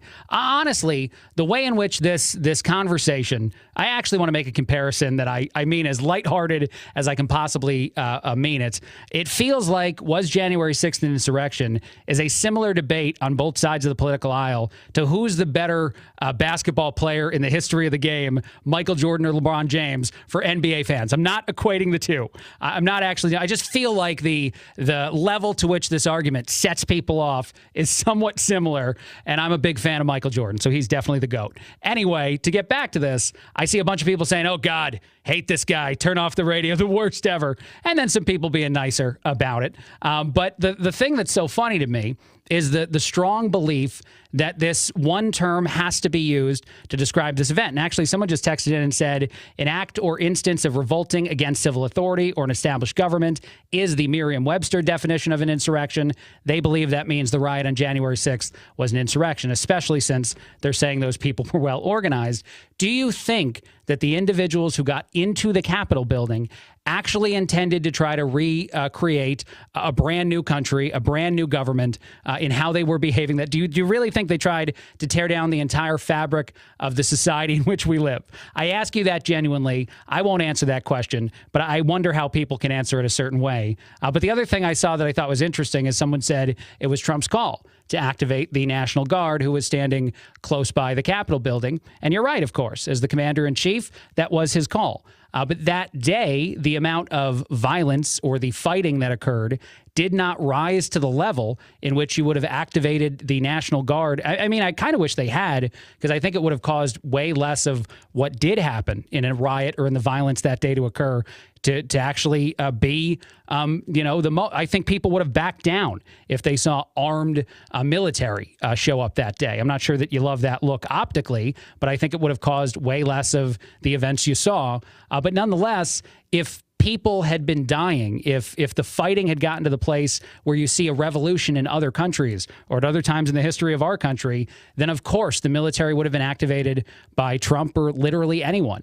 That simply didn't occur that day. There's no way to tell me any otherwise because it's simply a fact. Even the New York Times has admitted that most of the people who died that day didn't die because of something that happened based on the insurrection. And you can look that up if you want. A couple people died of natural heart-related illnesses, which is sort of surreal to think about, but didn't die for any reason where, conflict was occurring and someone took someone else's life. There's only one person that actually was killed by a gunshot, and that's Ashley Babbitt, who was killed by a Capitol police officer. All right, we're going to move on from that because I can see the people are just going to get madder and madder as they continue here. But darn it, come on, give me a more logical argument as to how I'm wrong than simply you don't like me and you don't like my take. That's the sad world in which we live today. All right, I want to play one other thing, and then we'll move on from this topic as well. But there was a woman who lost a family member. This happened in Syria. Biden calls, I think Good Morning America actually puts this all on television. Part of that's sort of surreal to me, in all honesty, that you'd be getting a phone call from the President of the United States after you lose a loved one who serves in our military, and some camera somewhere is shooting this, or at least putting this out there. So I'll play some audio of this. There's a moment in it where Biden says a thing that's often been debunked as not true, which is a big problem. But more so than that, I think the biggest reason that this audio has so much, relevance in today's conversation in the world is because of what Biden has done in office to, in many ways, seem to allow for much more aggressive fighting against us. And you can tell me I'm wrong about that. You can tell me that's another Trump rhetoric thing. In his first year in office, Biden reduced the amount of military strikes going on, U.S. strikes on our enemies, by 54%. His first year in office compared to Trump's last year, the amount of aggression the United States showed in the world was cut in half. If you can't prove that someone's weak based on that simple sentiment, then I don't know how you do it. But here we go. Here's some audio of a family of one of the soldiers who died in the strike in Syria, getting a phone call from our president. President Biden calling Oneida and Sean Sanders, whose 24-year-old daughter Kennedy was killed in the attack. I know, everybody, I know there's nothing anybody can say or do to ease the pain. I've been there. Yes, sir, we understand. The parents overcome with emotion when the president reveals how their daughter will be honored. We're promoting her posthumously to sergeant. Oh, wow. That is the best news I've heard today. Thank you so much. You don't know how much that means to us. Oh, well, I tell you what, it means a lot to me. My son spent a year in Iraq until I lost him, and 1% of all these kids are the ones that really take care of 99% of us. So immediately hearing the reaction of the family, they get very emotional. All of that is moving. All of that is good. I would even praise Biden in promoting someone to a higher role within the military that lost her life fighting to protect our country. I would praise him for all of that. He says the one thing that every time, apparently, in all of these situations where he's interacting with families of military individuals that have lost someone, that volunteered to protect our freedoms, he says that he lost his son in Iraq, and that's simply not true. People look that up and say, well, no, you lost your son to brain cancer and you were by his side when he passed away. Certainly not an easy thing for a parent to go through, but fairly different than someone. I'm not saying one is worse than the other necessarily, although I would probably personally try to argue that those who give their lives for us in our military are uniquely important to the world in a way that you cannot compare to almost anything else. But what's the need in continuing to say that, continuing to tell these families that the family members of those that died in the withdrawal from Afghanistan complained about this? There were political hearings where they said it was ridiculous. It didn't make any sense. It seemed overly focused on the person and not me and my family and our loss. Why are you lying about something that doesn't need to be an add into this conversation? Why are you trying to share in our pain in that way, as opposed to just telling us that you feel horrible as the commander-in-chief for the pain that has has been caused to this family. And I don't have an answer for that. And it's ridiculous, and it actually is somewhat infuriating. All right, we'll take a break on that note. A lot more in a bit. 620 WTMJ in Milwaukee, Wisconsin radio station. Craig Collins filling in. Hey, WTMJ's John Mercure here. Join me every Saturday at noon for Experience Wisconsin, where we check in with communities across the state for the best and brightest spots in Wisconsin. This week, great show. We're joined by Stephanie Collette of Visit Lake Geneva, and we'll also head to Elkhart Lake. Paddock Club is kind of an elevated dining experience, both in the atmosphere of the restaurant as well as in the menu. It's Experience Wisconsin, Saturday at noon, right here on 620 WTMJ. With Social Security, the longer you wait, the more money you may get. Deciding when to start taking your Social Security benefits is one of the most important retirement decisions you'll make. Our team of advisors at Drake & Associates can show you the options and help you decide on the best decision for you and your situation. You spent decades paying in, optimize what comes out. Our experienced team can help you squeeze every penny out of your Social Security benefits. I'd love to get you our Retirement Ready Toolkit, which includes guides such as the Social Security decision. To receive this complimentary toolkit, call or text SS to 414-409-9982. That's calling or texting SS to 414-409-9982. Investment advisory services provided by Drake & Associates, LLC, an SEC-registered investment advisor. Insurance products are offered through a separate company, Loft Financial Advisory Group, LLC, a Wisconsin insurance agency. Clients are under no obligation to purchase any recommended insurance products.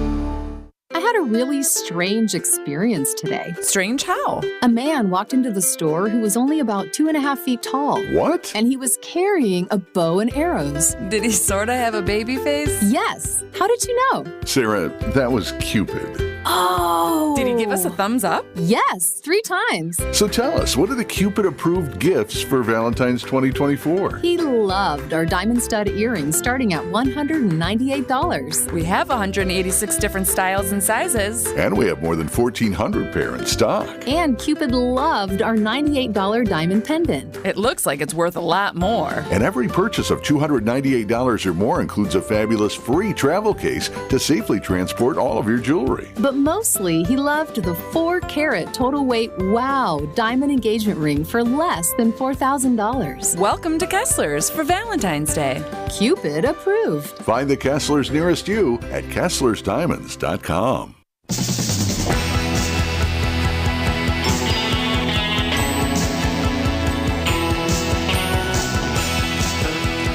620 WTMJ in Milwaukee. My name is Craig Collins, filling in. Producer Aaron hanging out as he does every afternoon on this show. Real quick, I thought this was pretty funny. He just sent me this a bit ago. A YouTuber is accused of topping 150 miles per hour on a motorcycle on a Colorado interstate. He's wanted on multiple charges because that's insanely dangerous and a terrible decision, and you shouldn't make it.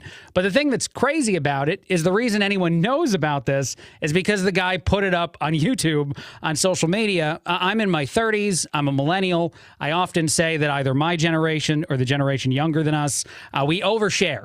We actually overshare crime quite often. This isn't a first, and it's sort of nuts. But Aaron, what's your reaction to the dude who's going to probably at some point be in quite a bit of trouble for going very fast and being proud of it on the internet? Yeah, I mean, it's just stupid. It's just stupid. And you're right. Oversharing is a big issue nowadays. We were just last week we were talking about a girl who, she recorded herself and put it on TikTok of her getting fired, and I see something like that, and I'm just like, what are you getting out of it? You know what I mean? What's the win? Yeah, I don't know, but when it comes to this, just because you're recording yourself and putting it on YouTube or TikTok or whatever does not mean that you are above the law by any means. Right. So yeah. It's just stupid. God. I just thought of a world in which social media influencers were allowed to be above the law for their crazy stunts. That would be horrible. That'd be awful. That would be akin to any sort of Purge version of a movie out there in the world. Yeah. But I do love this again because the young person probably didn't think of the fact, however crazy it is to say it out loud. Oh yeah, I'm probably going to get in a lot of trouble for this. I'm probably at some point going to get a phone call from police of some kind because this is inherently illegal. And I love when people do it in like the embarrassment senses too. I guess when you get fired, but when someone tells some story about something awful they did and they just put it out there in the world, because most of us die with those secrets. We don't try to turn them into social media clicks, but darn it, the young people today are just different. They're just built differently. Half of us will finally get in shape Someday, according to a brand new survey, a brand new study out there, it's getting harder to lose weight and gain muscle as you age is something we all know and something in this data. 50% of Americans still believe their best physical days are ahead of them, regardless of how old you are, regardless of what shape you're in. You believe you can always turn it around, I guess. Is that something you agree with, Aaron? I'm sorry, what was that? Do you believe that you can just get in shape at some point in the future? Do you see your fittest days in front of you like most Americans do? Ooh, you know what? That is tough. I used to play high school tennis, college tennis, nice. so I was in pretty good shape for a while there. And you know what? I think, I'm about to turn 26, and I always like to say that if I was an athlete, I'm about to hit my prime. Sure. So maybe there's brighter days ahead when it comes to my physical shape. I love that you just said 26, 27, 28. I'm a big baseball fan. You're right in that prime window, man. You're going to have your MVP years. I'm almost 40. I'm supposed to be retiring from almost anything in the world of sports in the next couple of years. And I agree with this. I think my best physical days are still in front of me because why not? I know it takes a lot of dedication, and people are saying 6 weeks in to a new routine, they're expecting to see some fruits of their labor. It's probably a little bit too quick for that, depending on what you're doing. But I just love this because why give up completely? I'm never going to put that off to the side. And there's somebody who's gone viral that got in insane shape in their 60s, 70s, 80s. I think there's a 90-year-old woman who's a weightlifter or something. So there's a story out there that convinces me the future is always brighter than you think it is. And I love the cup half full people in this study who said the same thing. All right, one last thing, and then we'll take another break. I do think this is interesting, too. A study found return to office mandates are just a power grab. That's at least according to these people. 137 large companies in America created new return to office mandates years after we thought maybe work from home would become the norm. Researchers at the University of Pittsburgh looked at 137 corporations and found that they really didn't need to do this, that they just simply wanted to do this, at least again, according to the students or the scientists who researched this at a university. I would say one thing in response. The only reason I think work from home was as successful as it was during the pandemic is because everyone knew it was temporary. I think if you worked from home for years, your production would easily suffer compared to having to sit and be around people. When you're not observed at all and never expect to be observed, at some point you slack off. I think a lot of people would agree to that. So I do think it's funny to call it a power grab because I think inevitably, however long it took, the system would play itself out that work from home would eventually be inferior to the idea of work. Once it's not special, once you don't think you're getting a benefit not everybody has, you retreat back to the places that you do in the office. If you look at Facebook, you're going to do it more when you're home. All right, we'll take a break. A lot more in a bit. 620 WTMJ in Milwaukee. My name is Craig Collins filling in. Direct your hate text to me. See you in a second. Our mission is to protect and uphold our reputation. At Semper Fi, it's the banner we all march under, because the reputation we earn and uphold belongs to all of us. And without a strong reputation in the exterior remodeling business, you're here today and gone tomorrow. And when you've earned a good reputation, that's what makes the difference in value. It's the little extra that you get for the price. And that assurance is actually what counts the most, because it means the good money you're spending with us is not going to go to waste. A roof you can rely on, with a warranty that has a backbone, Craftsman quality airtight window and door installations, brick and stone masonry that's clean and sharp, and new siding that's been known to stop traffic. And it's all backed by a team that over the last 20 years have put a lot of heart and soul into building a reputation that you can believe in. This is Brad Youngbluth with Semper Fi Roofing and Exteriors, your local, veteran-owned and operated exterior remodeling company. We keep you safe, warm, and dry, Semper Fi. If you need a place for new home interior ideas, then you have to come talk to us. Our on-staff decorators know furniture, home decor, and a lot more. And they're not only creative, but also very willing to help you make great choices. This is Katie with Design Exchange, where discerning buyers with discriminating taste come to find premium home decor at a value. Design Exchange in Heartland and Pewaukee. Stop in often, because our inventory changes daily. Design Exchange. Previously, it has been gently loved, but here you'll only find very well-conditioned premium home decor items that you likely won't find elsewhere. Distinctive furniture, unique antiques, and original art, and other tasteful home decor at a value. This is Katie with Design Exchange, where discerning buyers with discriminating tastes come to find premium home decor on consignment at 25 to 40% off retail prices in Heartland and Pewaukee. Design Exchange.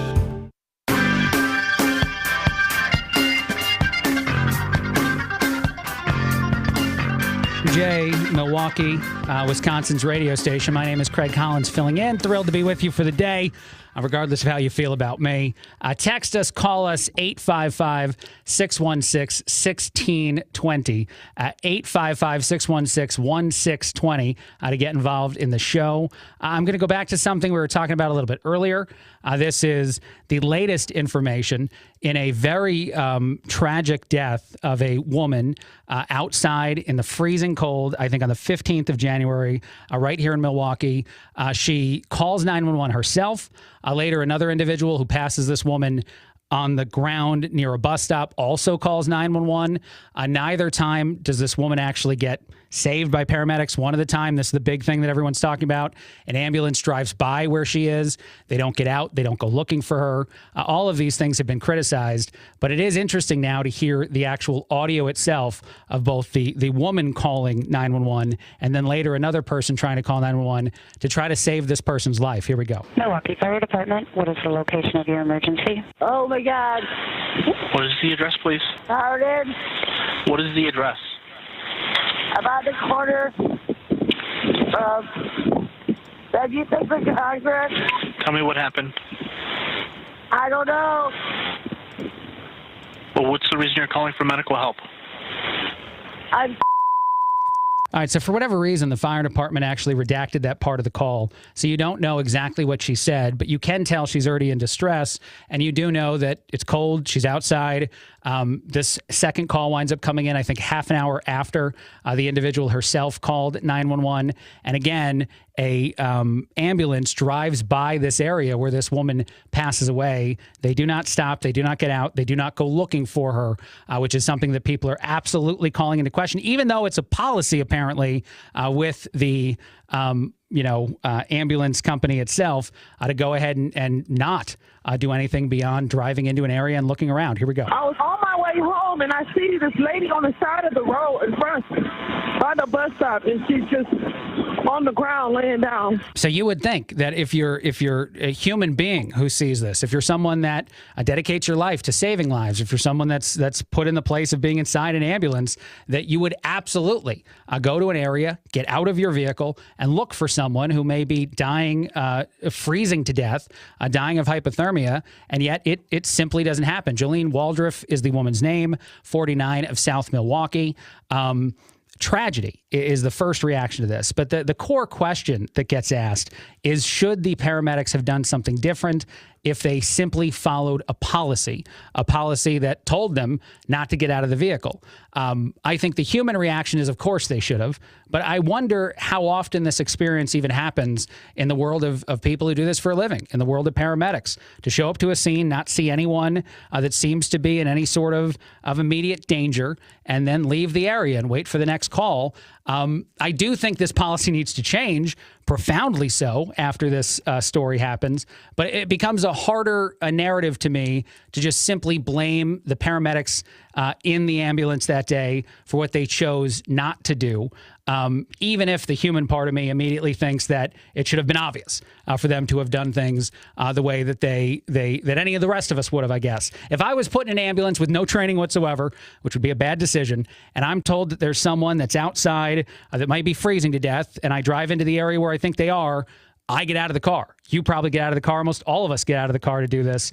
Obviously, that's the reaction that you expect. But again, the controversy here, the big discussion, why would this be a policy? Why would this be something that people would be trained to do? Many people called the death senseless, that you're waiting for a bus that doesn't arrive. I don't know why exactly the situation gets as dire as it does, as quickly as it does.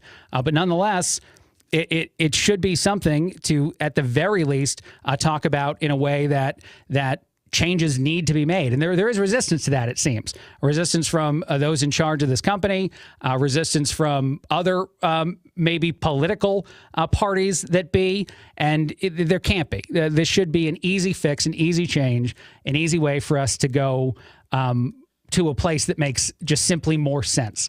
But I know that these 911 calls are brand new, and so anyone who hasn't heard them before, I do genuinely wonder what your reaction is to the first one, the voice of Jolene herself and the way in which she sounds utterly distressed. And I don't know why they redacted that simple part of it where she says what her medical issue is. That's odd to me. I feel like that would even further benefit the narrative that they should have done more. They should have prepped those responding to the scene to do more. But you can text us, you can call us, you can let us know your reaction. WTMJ talk and text line 855-616-1620. 855-616-1620. I know my take's a little wishy-washy. I want to defend the first responders because I don't think they'd ever have any true intention of not doing their job, not trying to save lives. But you also want to talk about how it shouldn't be possible for someone to call 911, have another person call 911 on your behalf, and still die freezing in the street because no one gets out of a car and looks for you. All right, we'll take a break on that note. A lot more coming up in a bit. 620 WTMJ in Milwaukee. Craig Collins filling in. Hey, the playoffs are heating up. The big game is ahead, and you can play along for the remainder of the football season. Check out Underdog Fantasy. It's a pick'em game, and it's fast, simple, and fun. Pick between 2 or 5 players in a given game. Select higher or lower on player stats, and if your picks hit, you can win up to 100 times your money in a single night. Yes, it's legal in Wisconsin, and yes, it's a blast to play. I had a great weekend mixing sports, a little bit of NBA, a little bit of football. Marry them together, there you go. I was a winner. You can be too at Underdog Fantasy. Download the Underdog Fantasy app or visit UnderdogFantasy.com and sign up. Use the promo code WTMJ, and Underdog's going to match your first deposit up to $100. That's Underdog Fantasy, promo code WTMJ to get your first deposit of $10 or more, up to $100, matched, plus a special pick that you cannot lose on. I'm playing every week. It's easy and fast, and you can join me. It's Underdog Fantasy, promo code WTMJ.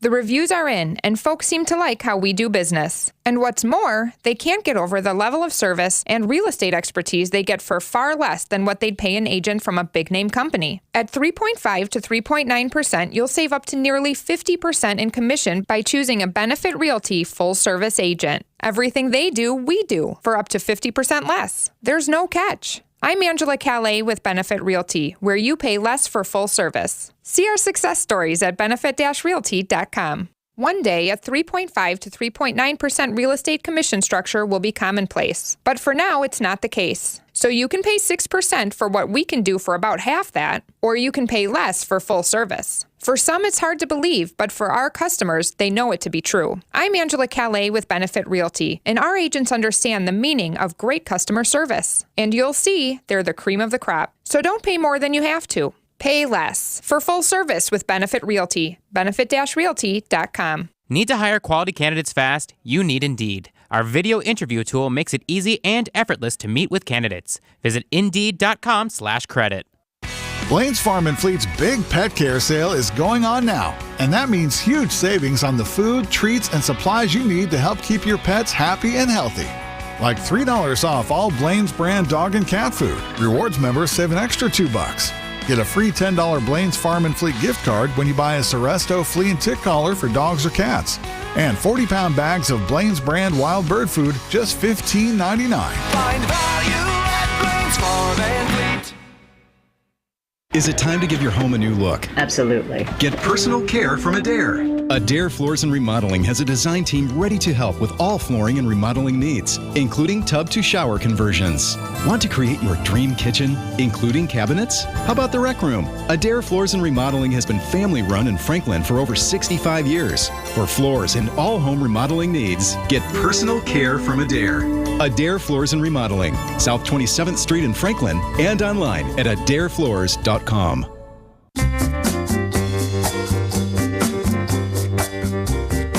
620 WTMJ in Milwaukee. My name is Craig Collins filling in. Thrilled to be with you. You can interact with us by calling or texting 855-616-1620, 855-616-1620. Gianni in Montello is on the phone. How are you doing?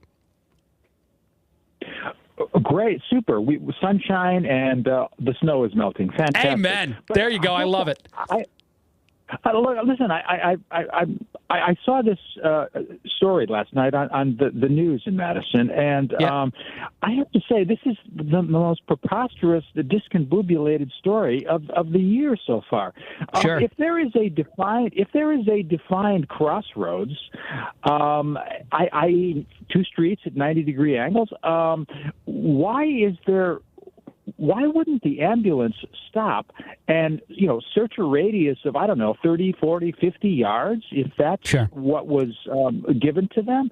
Oh, and by the way, the right keeps telling us that the private sector can do it better than the public sector. But apparently in this case, that isn't true. Sure. No, that's fine. What is going on? It's fine. The political shot is amusing but valuable. You are right. I'm not going to tell you you're wrong about that. Curtis Ambulance CEO has been out there defending the actions of the paramedics, talking about how it's the policy. But obviously, if it were you or I, and we wouldn't be called in this situation, Gianni, but if you or I were called and told someone was freezing outside and we were the one tasked with going and finding them and bringing them to the hospital, you get out of the car. Apparently, she called herself at 5:22, the timeline, and I played that 911 call a second ago, or a little bit ago. And paramedics drove by 20 minutes later, didn't see her, looked out the windows, and drove away. And that part doesn't make sense from a human perspective. Then later, another woman finds her. Go ahead. Yep, go ahead. Particularly given the temperature. Sure. What are we talking about? We're in single digits here. I mean, yes. There's just a small window of time. Yeah. No, and I wonder how often, the one candid thing I will say is I wonder how often paramedics arrive to a situation where the threat, the emergency is over, or the emergency is a prank, as I think a caller who called in earlier in the show said. And if that version of experience makes you more willing to do something that part of your brain should be telling you not to do, which is look around without getting out of an ambulance and then drive away. But certainly, I think those policies need to be changed. Maybe the organization that's in charge of this needs to be changed. I know those calls have been made for Curtis Ambulance to maybe no longer be the provider. And I've heard politicians say today that they don't know that that's the case. Maybe that's too far. But this is where I'll go back to the thing you just said a second ago about the private sector. Curtis Ambulance is not the only company that provides ambulance services in this of this size, and probably some of those other companies have different policies for different reasons. The private sector may still succeed if this company were to fail, because the nice thing is you can fire them and move on to someone else now, which I don't know that they will do. I actually think they should do, but we'll see what happens here, because this does seem like a failure of the emergency response people. Easily. All right. Thank you very much for the call. And I don't want to be critical of the private sector.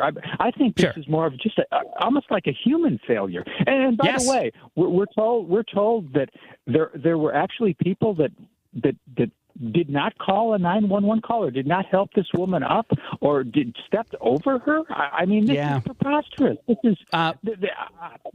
If there were an injured dog on the road, I would stop and help them. But certainly a human being, I mean, all my energy would go to calling 911 and getting this person assistance ASAP. Yeah, no, thank you very much for the call, Gianni. And great point you bring up right at the end of that call, too, about human nature right now. And I do just very quickly, and this is going to feel like a rant. I don't mean to get up on the soapbox for just a second on this, but I can't help it. Human nature right now, in almost any scenario in which someone's in jeopardy or people are in conflict, by and large seems to be pull out your phone and record it. Or I guess in the case of this woman who dies freezing at 5, 6 o'clock at night, which doesn't seem like a time where she should have been capable of not being found by many, many people, not just the one person who calls 911 and winds up staying and waiting with her.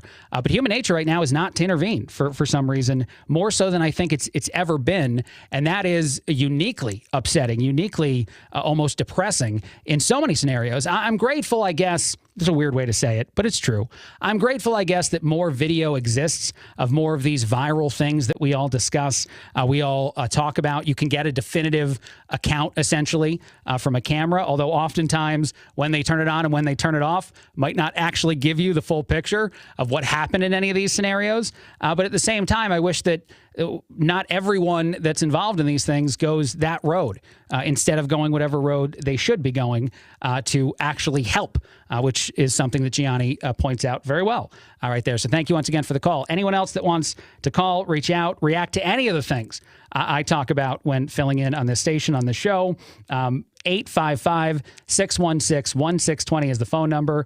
855-616-1620, the WTMJ talk and text line. All right, one last thing, and then I know we got to take a break in just a couple minutes coming up here, but I do think this is fairly important and being talked about quite a bit in the world right now, is the back and forth with Defense Secretary Lloyd Austin and a reporter. What's funny to me is people often care what organization the reporter's from when they challenge someone on a political side of the aisle. So NBC is the affiliate or the affiliation of this individual pushing back on Lloyd Austin. He did apologize today for not telling a lot of people, not telling the president that he went to the hospital, that he was dealing with pancreatic cancer. So a lot of factors for sure in play there.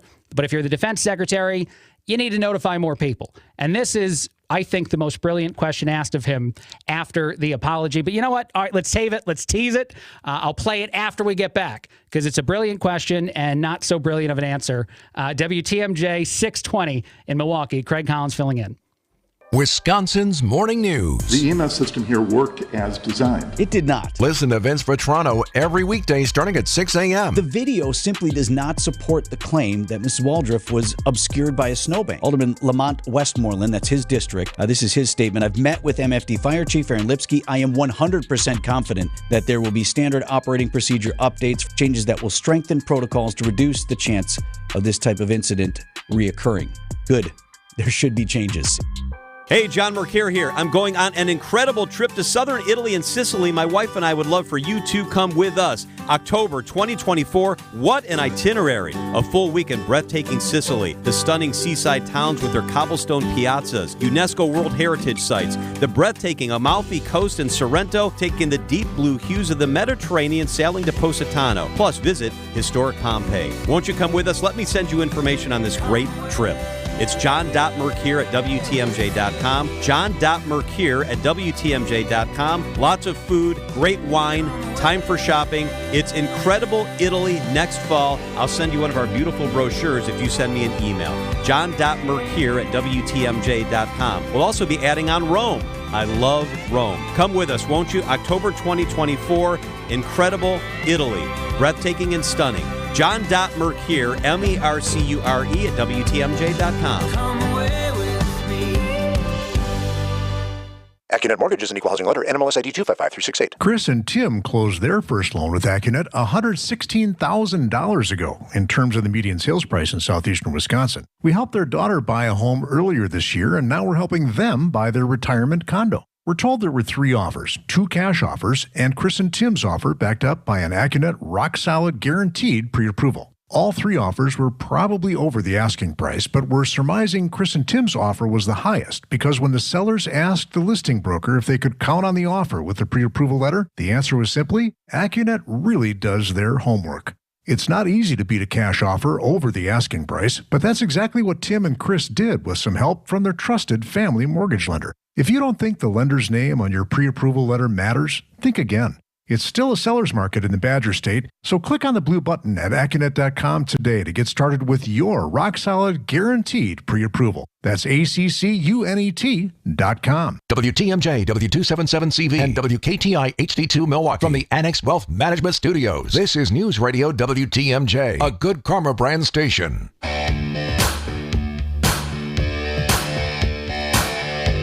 620 WTMJ in Milwaukee. My name is Craig Collins filling in. We'll see if I'm back again. Facebook.com/radio Craig Collins. If you want to follow me, reach out to me. Tell me I'm terrible. Whatever you want to do. And also WTMJ's talk and text line to interact during the show today. 855-616-1620. 855-616-1620. I teased it just before the break. Lloyd Austin, the defense secretary, apologized longer than we thought he would take to do that. When he first came back after being in the hospital, he made no mention of this. He just moved on like nothing had happened. And now I think because of the political pressure involved, he eventually went ahead and gave his comeuppance, his version of, all right, I'm sorry, I should have done things differently. And the pushback from an NBC reporter, I thought was brilliant as to what the next steps are. Here we go. Hospitalized for days before you informed the White House or the commander-in-chief of your condition and your absence. Anyone else within the military chain of command would have faced reprimand or even dismissal. Why shouldn't that same standard apply to you, sir? Can I simplify that question for you real quick? And I know we got to take a break in like 30 seconds. Essentially, they're saying the thing that you hear very often on the left: nobody's above the rules, nobody's above the law, nobody should be treated any differently. Why should you? Well, let me just say that, thanks for the question, that we didn't get this right. And as I said, I take full responsibility for the department's actions. In terms of why on the second notification was not made to the White House, that information was available. I'm not sure at this point what exactly happened, but I think details will play out as a review is. Yeah, we'll see. Details might play out. We might know about them. We might not know about them. I assume we're definitely not going to know about them. But thank you so much for at least apologizing, at least saying something in that world. All right, I got to take a break. A lot more in a bit. Craig Collins filling in, 620 WTMJ in Milwaukee. Hey, there's free pizza today at the Amazing Mind Chef restaurant in Hartford. Seriously, it's free. WTMJ's John Mercure here. Every Thursday when you buy one pizza, you get a second pizza free. No coupons, no gimmicks. It's the best Thursday dining value anywhere, and it's delicious. Buy 2 pizzas, get 2 free. Buy 10, get 10 free. Any size, any quantity. Coaches, bring in your basketball, hockey, wrestling, gymnastics teams. Your players can beef up on the Mind Chef's great pizza. Your players will also love that world-class game room. It's great for team bonding. It's big food. It's big fun. Bring in pizza today for your loyal employees and valued clients. They'll appreciate you, and your second pizza is free. So don't cook and clean today. Take your family to the Mine Shaft. Buy one pizza, get one free. Plenty to take home for tomorrow. The Mine Shaft right there in beautiful downtown Hartford and in Oshkosh off the interstate. Order now and pick up your free hot pizza shortly. I love the pepperoni. It's the Amazing Mine Shaft. Your locally owned hometown station gives you the news and what it means to you. Wisconsin's radio station. News Radio 620 WTMJ, Milwaukee.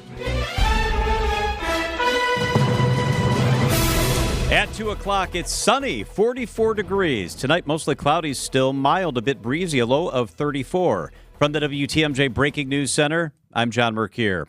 Mount Mary University in Milwaukee is closed this afternoon due to a water main break. Classes are still taking place, being held online. We are working to learn more about the impact to surrounding areas and what tomorrow's schedule might look like for Mount Mary. The Elkhorn Police Department says 2 people are dead after a shooting at a sports bar. Officers were called to the Sports Page Bar off Wisconsin Street for reports of gunfire just after midnight this morning. Officers from the Elkhorn Police Department and deputies from the Walworth County Sheriff's Office found 2 bodies, a man and a woman, inside the bar. The identities of the victims are not being released. Officers have streets blocked off at the intersection of Walworth and Wisconsin. Decision Wisconsin. Today is a key deadline day in the ongoing battle over redistricting. A group of consultants hired by the Wisconsin State Supreme Court have a deadline of the end of the day today to submit recommendations for new boundary lines. The consultants have been reviewing 6 maps submitted separately by Governor Evers, Republicans, Democrats, and others. The consultants could recommend one of those maps or maps of their own. It will then be up to the liberal-controlled Supreme Court to order the new maps to be drawn. The deadline comes 2 days after the governor vetoed a proposal by Republicans modeled after the Evers map suggestions, albeit with slight alterations. Adam Roberts, WTMJ News. The U.S. military response to a drone attack this weekend by Iranian-backed militias that killed 3 U.S. service members is still outstanding. ABC News contributor and national security and defense analyst Mick Mulroy lays out a likely retaliation scenario. It needs to be significant. It needs to be unambiguous. It needs to actually cost Iran something because, quite frankly, Iran has no problem fighting to the last proxy force. That's why they have them. This needs to actually have consequences for Iran. But they don't want to have it such a significant consequences that they then feel compelled to respond, which could escalate this into a conflict that I don't think either country wants or should want. And an Olympic hopeful from Heartland is pulling out of contention for the upcoming Summer Games in Paris. Molly Seidel had been hopeful to compete in France after earning a bronze in the 2021 Games in Tokyo. But Seidel confirming on Instagram this morning a lingering knee injury will not allow her to compete. I got to this week and my knee had not healed up enough. While Seidel is naturally saddened by the news, I'm really bummed. She says those that do compete are more than capable of a big year in Paris. I know that the team that we will be sending is going to be the most incredible, most competitive team we can be. Adam Roberts, WTMJ News. Time for news about your money and the WTMJ Annex Wealth Management Market Update. Tech's leading a stock bounce back with earnings bonanza on tap one day after a little bit of a wake-up call from the Fed. We're all in the green this afternoon and pretty big time. The S&P 500 is up 54 points. That's more than 1%. It's sitting at 48.99. The Dow is up 314. That's almost 1%. It's at 38,464. And the NASDAQ, the big riser so far, it's up 184 points. That's 1.25%. It's at 15,352. It's a great time for your retirement and investment strategy review from a fee-only fiduciary. Go to annexwealth.com. Click the Get Started button today. Sports, traffic, and weather up next. Citing Unlimited WTMJ News Time, 2:03. Hey, Valentine's Day is almost here. Just think how much your sweetheart means to you. WTMJ's John Mercure. I highly recommend taking your love to the historic Fox and Hound Supper Club for a free dinner. Now listen closely. On Valentine's Day, enjoy an 8-ounce tenderloin with a combination of scallops, shrimp and lobster, and a garlic herb butter sauce for $65.99. And that's for 2 dinners. All other dinners, buy one, get one free, including the steak and lobster. Top it off with a great dessert. They're also buy one, get one free. And sip on a delicious old-fashioned Manhattan, 20 bourbons, 100 wines, ice-cold draft beer, and you'll love the 7 wood-burning fireplaces. The Fox and Hounds, winners of the Top Choice Award for Fine Dining and Most Romantic Restaurant. I love it. It's just off Highway 167, 2 miles east of the Holy Hill Shrine. Beautiful drive. Reserve now for your Valentine's Day tenderloin and seafood dinner for 2 for $65.99. FoxandHoundsRestaurant.com. WTMJ's Vince Vitrano for Orthopedic Associates of Wisconsin. Injuries happen, but you don't have to play in pain or stay on the sidelines. Whether it's your kids dealing with a sports injury, college athletes, or the rest of us weekend warriors, the experts at Orthopedic Associates of Wisconsin will quickly diagnose your problem, lay out a treatment plan that works for you, and get you back in the game. They fixed my knee. My mother-in-law is back on the dance floor with a new hip. These are the experts you can trust. Visit orthowisconsin.com. If you're like me, you always like to add a little something new to the wardrobe. But when money's tight, it makes it harder. And that's why you shop at St. Vincent de Paul for a terrific selection of women's clothing at thrift store prices. Brand names, too, with a selection that's always up to date and looking great. You're going to find something cute at the right price, and you're going to love it. St. Vincent de Paul thrift stores on Highway 100 in Layton and Greenfield, and 23rd in Lincoln in Milwaukee. Ooh, you're gonna love it. St. Vincent de Paul. Time for a WTMJ Sports Update. The Monkey Bucks season-long 5-game West Coast road trip made a pit stop in Portland on Wednesday night. Damian Lillard returning to the team he once played for, but the Trailblazers spoiling the return, beating the Bucks by a final score of 119-116. I ain't gonna say I'm happy that it's over, but I'm just like, I really enjoyed being back, but just the whole spectacle of it is just, just a little bit draining. Over to the NFL, where the Green Bay Packers have officially hired Jeff Hafley to serve as their next defensive coordinator. Hafley last served as the head coach at Boston College over the past 4 seasons. And lastly, over to college hoops, where the 6th-ranked Wisconsin Badgers are back to work tonight in Nebraska to take on the Huskers. A game head coach Greg Gard knows won't be an easy one. You go all the way back to when they first joined the league. We went there in 2014 on No-Sit Sunday, or whatever they called it. So I don't know what Thursday will be. I have some ideas, but you probably can't print them. Badgers Huskers tonight, tipping off at 7:30. I'm Brandon Snide, WTMJ Sports. And a quick look at your Johnson & Sons paving time saver traffic. There are no delays, no slowdowns, no issues. Let's keep our fingers crossed. Traffic is sponsored by Hall Mazda Milwaukee. Visit hallmazdamilwaukee.com. While you're navigating the roads as quickly and safely as possible, if you see something we should know about, call the WTMJ Hall Mazda Traffic Tip Line at 414-238-9329. And here's your WTMJ 5-day forecast. Tonight, cloudy, a bit breezy, a low of 34 degrees. Tomorrow, decreasing clouds, a high of 39. Saturday, how about this? Sunny skies, a high of 42. Sunday, sunny, a high of 44. Monday, partly cloudy, a high of 41 degrees. Right now in Madison, lots of sunshine and 38. In Green Bay, sunny and a mild 44. In Waukesha, sunny 43. And here in Milwaukee, sunny skies and 44 degrees.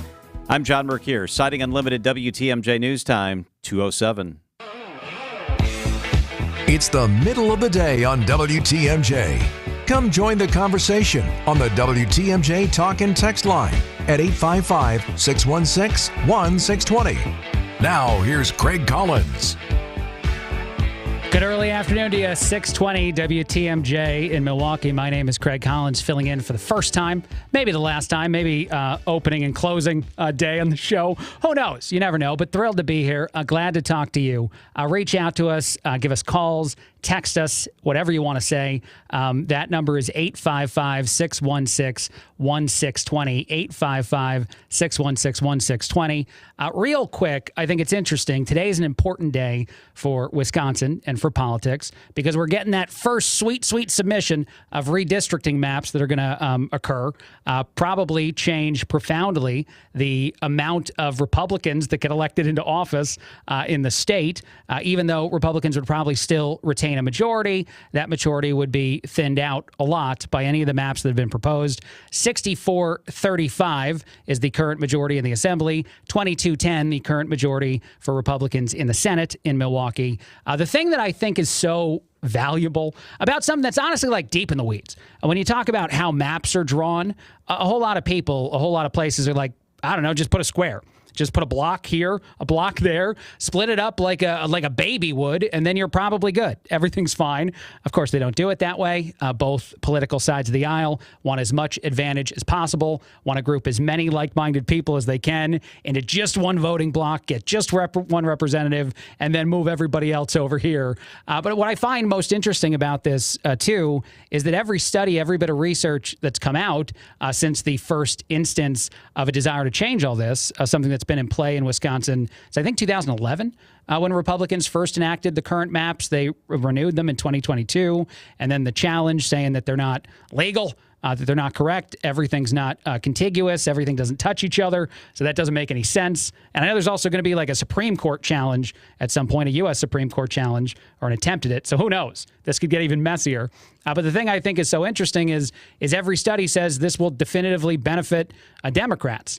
And I'm sure the argument could be made that building the lines to benefit the other side of the political aisle is just as bad to building it to benefit the side that it's benefiting now. And I'm sure there's some sort of thought process going into that to create it in the first place. I do think the right way, and this sounds overly naive, and I accept it as overly naive, and I don't care if you tell me. I think the right way to do this everywhere in the country is just do blocks. You know, I would rather just have perfect squares everywhere so no one argues about this crap.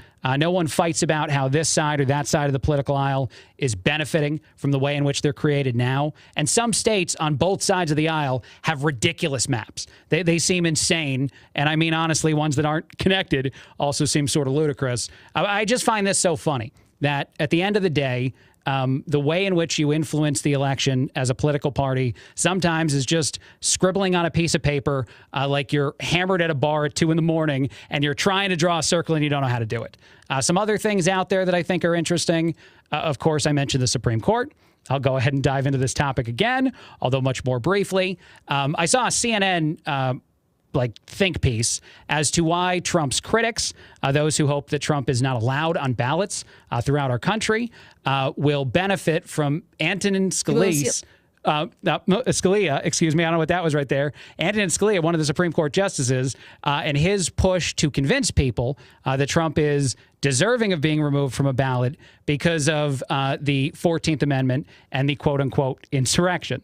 Now, it'll be interesting to see what the Supreme Court does, because I actually wonder, and I wonder this as candidly as I can, if this were to happen, and I can't see it actually occurring, but if it were to happen where states were removing the name Trump from the ballot, if we would at some point as an American people not be so proud of that, regardless of if you hate Trump or love him, regardless if you're a Republican that says, I just want another option, or literally Democrats are screaming that about Biden right now, and it's not all Republicans that are screaming that about Trump. I think it's far more Democrats screaming that on the other side of the aisle. But forcibly removing a candidate's name, preventing them from getting into office in that manner is something we haven't seen in the United States, and something you kind of hope not to see in any country that says they're a bastion of freedom or an example to the world, regardless of what you think the issues are, regardless of what you think the problems of the day are or how serious they are. If Trump were truly guilty of an insurrection, I say if, and it makes people mad, don't you think it'd be impossible for him to win election in this country? And if you say no to that, if you say, no, the Trump peoples are crazies, they don't care, they'd elect him no matter what he does. The famous, if he shot somebody in the middle of the street in Manhattan, he'd still have a lot of supporters, behind him. If that's true, I guess I would ask you the question as to why, but I simply don't believe it. That if he had actually incited a deadly, bloody, horrific day, and not the day that actually occurred a few years ago, then there'd be no chance that the American people would be putting him back in the office potentially. I just believe that. I believe the heart of America is better than many people believe it is. But all right, I'll move on from that. I'm sure the texts are interesting if I look at them again. One last thing. I want to play this. Call this a bit of a lighter topic, although it's odd. It's connected to a serious thing. Here in Milwaukee, you're talking a lot about a woman who very sadly passed away, tried to call 911, tried to have someone else, well, she didn't try, but someone else who found her called 911 to try to save a person who froze to death about 2 weeks ago outside at like 5, 6 o'clock at night. So not exactly the middle of the evening or something like that, or the middle of the late evening. And so what I find interesting, at the exact same time that the story is going viral here, there's some viral stories out of Atlanta, much more lighthearted, about the crazy stuff people call 911 and complain about, and the way in which so many non-emergency calls are flooding into these places in other parts of the country. It's an interesting thought experiment, if that's what you want to call it, to think about the challenge of people who work in first responders, paramedics, or even those who answer calls at 911, because every time you get someone who's genuinely in jeopardy and you fail to save them, you probably also have a certain amount of calls that sound like this. Wait, hold on. Let's make sure that you actually can hear that audio. I think that audio is prevented right now, but let's try it one more time. You get calls like this. Perfect. Redone. Trying to move pillows from one couch to another couch? Yeah. Fire and rescue don't provide those type of services. I'm sorry. This is 911 with the address of your emergency. Yeah, you don't know what the score is, do you? The score to what, sir? I'm sorry? To what game? What game you trying to watch? Not an emergency to ask for a score update. Quick break, a lot more, no matter how much money you got riding on it with everybody gambling. Craig Collins filling in, 620 WTMJ in Milwaukee. Hey, WTMJ's John Mercure here. Join me every Saturday at noon for Experience Wisconsin, where we check in with communities across the state for the best and brightest spots in Wisconsin. This week, great show. We're joined by Stephanie Collette of Visit Lake Geneva, and we'll also head to Elkhart Lake. Paddock Club is kind of an elevated dining experience, both in the atmosphere of the restaurant as well as in the menu. It's Experience Wisconsin, Saturday at noon, right here on 620 WTMJ. Our mission is to protect and uphold our reputation. At Semper Fi, it's the banner we all march under, because the reputation we earn and uphold belongs to all of us. And without a strong reputation in the exterior remodeling business, you're here today and gone tomorrow. And when you've earned a good reputation, that's what makes the difference in value. It's the little extra that you get for the price. And that assurance is actually what counts the most, because it means the good money you're spending with us is not going to go to waste. a roof you can rely on, with a warranty that has a backbone, Craftsman quality airtight window and door installations, brick and stone masonry that's clean and sharp, and new siding that's been known to stop traffic. And it's all backed by a team that over the last 20 years have put a lot of heart and soul into building a reputation that you can believe in. This is Brad Youngluth with Semper Fi Roofing and Exteriors, your local, veteran-owned and operated exterior remodeling company. We keep you safe, warm, and dry. Semper Fi. Hey Wayne, shopping for a new door? Do you need something more dependable? Yes, something that's durable, dent-resistant, knows how to take a hit, and is going to last for years. We're still talking about the door, right? Oh yeah, right, of course. Wayne Larrabee and Jeff Levering shopping together at Pella? What next? How about 0% interest for up to 3 years? Or no money down, no interest, and no payments for up to 18 months at Pella Windows and Doors of Wisconsin. Visit PellaWI.com. Certain restrictions apply. See showroom for details on March 2, 2024. Losing sleep lately? The job, the house, the headlines, or investments? How about the feeling your investment partner isn't a partner at all? They might be operating in someone's best interest, but that someone isn't you. It's time for Annex Wealth Management. It's easy. Head to annexwealth.com, click the Get Started button. We work in your best interest as a fiduciary. That commitment runs so deep, we put it in writing. Does your advisor do that? Know the difference with Annex Wealth Management. Start at annexwealth.com.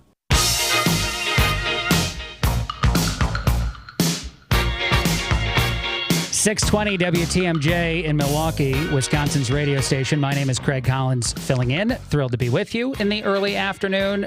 Quickly, I want to tell you that President Biden is expected today to issue an executive order that will target Israeli settlers in the West Bank.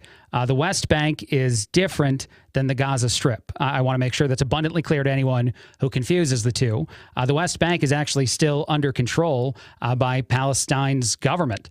The Gaza Strip is under control by a terrorist organization. That's how our country and this administration defines that group, Hamas. So the ongoing conflict there, the call for a ceasefire there, is not the same thing as trying to create some sort of containment of an issue in the West Bank.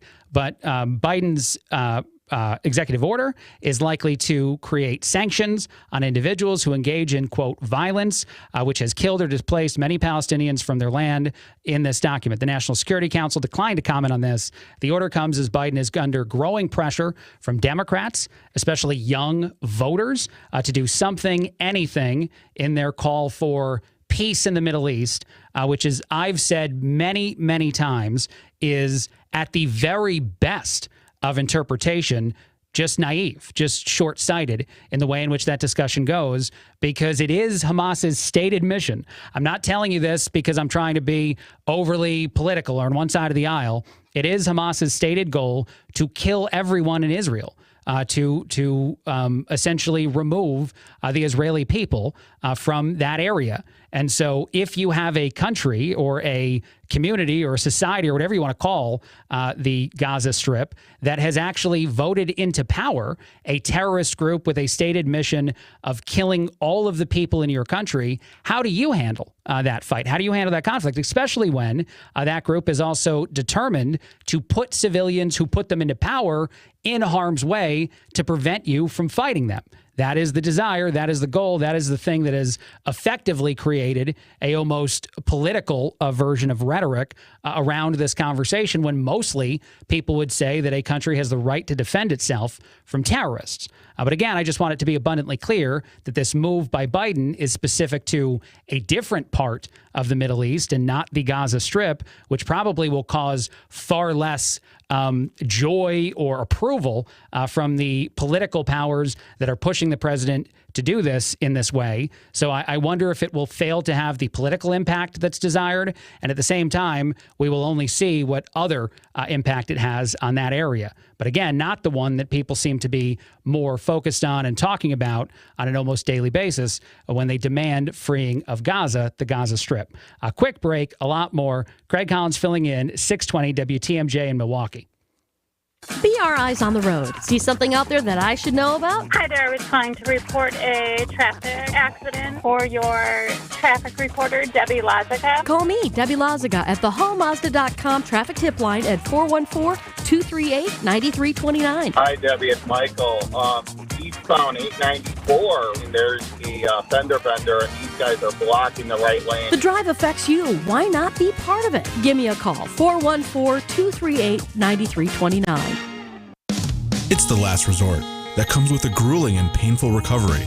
And from what I've been told, it never really feels quite natural. A total knee replacement may make the pain you're living with eventually go away, but it opens up a Pandora's box of other possible issues. And that's why surgeons who really do care will tell you that it's a last resort. There are other surgeons who cry, "Replace! Replace!" But the physicians you'll find at Rejuvenex are primarily concerned with relief. And you may find out that the relief we give you helps so much so that you may not need to get that total knee replacement. This is Richard Salinas, registered nurse with Rejuvenex Arthritis Clinics. Our FDA-approved pain treatments aid inflammation and lubricate your joints. And in most cases, insurance has been shown to cover the costs. At Rejuvenex, we can alleviate your pain, and that'll rejuvenate your life. Alleviate your pain, rejuvenate your life. Go to rejuvenex.com to request your appointment.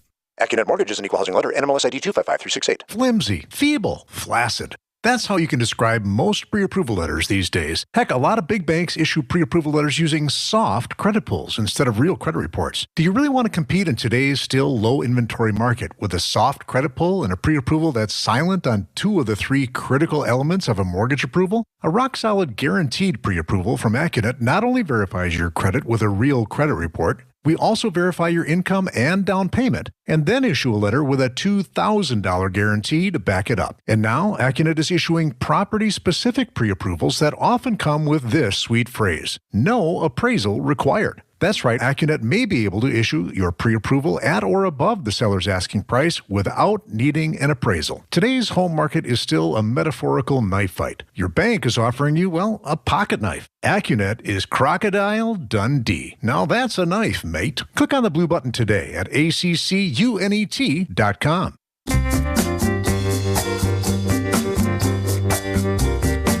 620 WTMJ in Milwaukee. My name is Craig Collins, filling in for just a couple days. As of now, that's the plan. Hopefully more than just one day, but who knows? You never know. Jim and Racine is on the line. What do you want to say? Hey, I just wanted to let you know that I think that you're doing a great job. I love your perspective and insight. And keep up the good work. And hopefully you'll be back. Thank you very much. Yep, That's very kind of you, Jim. Have a great day. You know what's funny is I kind of wish that there was a phone call immediately after this that's like, "You're a piece of crap and I hate you." I'm from the East Coast, so part of me doesn't mind the anger, the resentment, the whatever you call it that gets out there into the world when you say something somebody doesn't agree with and they get so mad. That's actually the most amusing thing to me, is that the world we live in right now has such a unique set of expectations for way more people than it should. Although not everybody. There's enough of us that understand that everyone's not going to agree with us on everything we say. But there's enough people that think that they can curate life the same way they can curate their social media page, that seem to think the minute I say something you hate, that you have to be done with me, that the world as you know it is over. And maybe, just maybe, hearing that stuff more might reaffirm your opinions. If you disagree, they might do something good for your brain and your mind. You know what, actually, this is a stupid rant. I don't mean to be patting myself in the back like this. I don't even really believe that necessarily, in the sense of how important I am in the equation of all this. But I will say that, and this is just fun to me, the amount of people who are shocked at how well Trump is doing, how well he's doing in polls. He's beating Biden right now, I think, in 7 of the most important swing states. And Biden is atrocious. I feel like a potato should be able to beat Biden running for office because of how terrible of a job Biden has done in a myriad of ways. But nonetheless, I digress. There's a lot of people who are just shocked that Trump could do as well as he does. And I think it's because of this thing I'm talking about, where you shut off your brain to the stuff you don't like or the stuff you don't agree with, and you try to push it out or get rid of it or not listen to it, or I'm putting my fingers in my ears, because there's a lot of good people who would willingly vote for Donald Trump, might not even love everything he's said or done in his life, might not think of him as a good guy, might not want to set up a family member to date anybody within the Trump family, and at the same time would still vote for him and then go about their life living it and being very similar to someone on the left who's very mad that any Trump supporter exists. I find that to be true, having lived in big cities that are overwhelmingly Democratic and smaller rural communities that are overwhelmingly the opposite. And I'm sure you have too, if you lived in both of those. But anyway, I just find it amusing, and thanks to that caller for being very nice. But if you want to trash me, I'm welcome to hear it as well. I might hang up on you quicker, but that's it. Real quick, one other thing I saw out there that I think is very interesting. There is an attempt by Republicans in Wisconsin to limit the veto powers of the governor. This proposed constitutional amendment, which I think was proposed actually yesterday, would curtail the governor's power by prohibiting a veto to increase any tax or any fee. The move comes after Democratic Governor Tony Evers used his partial veto in July to increase school funding for public schools for the next 400 years. It does seem wrong that you're like, I don't like this idea you've presented to me. I'm going to veto it. And vetoing it causes this other thing to happen that's bad and worse, and we don't want it. And there shouldn't be a trigger. Like a no shouldn't turn into a different version of a yes, right? That's very basic. I think a lot of people agree with that. So I like this intention. I like the value in this. I'm sure that Republicans would love to go even further in limiting the veto power of this current governor.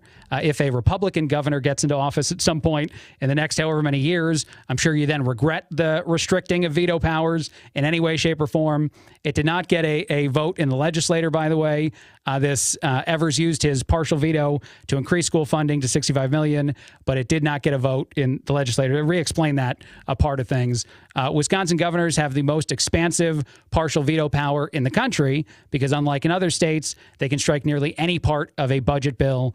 This includes wiping out numbers, punctuations, words in the spending bill to sometimes create new law that wasn't the intention of the legislation. That last part, that last sentence, the most valuable to this discussion, because your power to say no, just one more time to say it, should not create a scenario where you also get to do other stuff.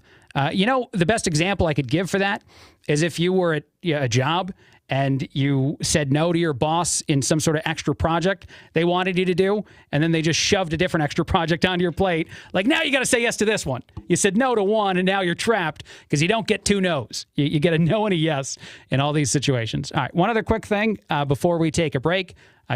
Let's call it a palate cleanser, something lighter that I saw out there in the world. 5 things to look forward to in February. I think this list was on Reddit and some other places. The Pro Bowl, the Super Bowl easily make that list. The Grammys are on this list. I don't think as many people care about that as used to. I love that New York Fashion Week gets mentioned. I'm not looking forward to that. I'm not going to be paying much attention to that one, but maybe somebody is. Finally, Mardi Gras coming up on the 13th, Valentine's Day on the 14th, President's Day on the 19th, and it is Black History Month. All things that are also mentioned here as things to be excited about. One other, and this was a dark horse comment on the Reddit, and I don't know why I love the dark horse comment.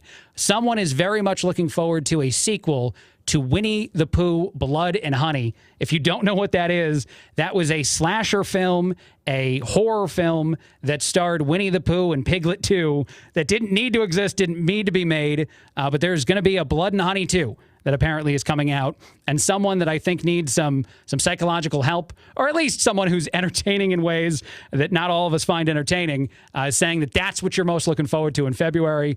Good luck to that person. All right, quick break, a lot more. Craig Collins filling in, 620 WTMJ in Milwaukee. In this seller's market, even homeowners are trying to sell their own home. But more times than not, it doesn't work out like they'd hoped. And while homes like theirs are selling, and selling fast for over asking prices, their homes aren't. So what's your next best strategy? Well, if you're looking to relieve yourself of the stress of selling your own home and still get top dollar while getting the full service benefits that an experienced realtor can give you, then look no further. I'm Angela Calais with Benefit Realty, where 3.5 to 3.9% commission assures that you pay less for full service. Only 11% of those trying to sell their own homes actually succeed. And of those that do sell their own home, they sell on average for 26% less than agented properties. This often negates the savings they were hoping to get by doing it on their own. So why do it on your own when you have an experienced realtor that will give you full service at only 3.5 to 3.9% commission? Don't let your home sit while others are selling faster and at potentially better than asking prices. Call Benefit Realty for a highly experienced agent, and you'll pay less for full service. Some people just know the best rate for you is a rate based on you with Allstate. Not one based on the driver who treats the highway like a racetrack and the shoulder like a passing lane. Why pay a rate based on anyone else? Get one based on you with DriveWise from Allstate. Not available in Alaska or California, subject to terms and conditions. Rates are determined by several factors, which vary by state. In some states, participation in DriveWise allows Allstate to use your driving data for purposes of rating. While in some states, your rate could increase with high-risk driving. Generally, safer drivers will save with DriveWise. Allstate Fire and Casualty Insurance Company and affiliates, Northbrook, Illinois. Now, during Staples Print Big Sale, get $20 off your print purchase of $100 or more, $50 off your print purchase of $200 or more, and $100 off your print purchase of $300 or more. So the more you print at Staples, the more you save. To demonstrate, print at Staples, you save. But if you print at Staples, you save. See how that works? Staples Print Big Sale. Print more, save more. Up to $100. Ends 2/10. Visit staples.com/print for details.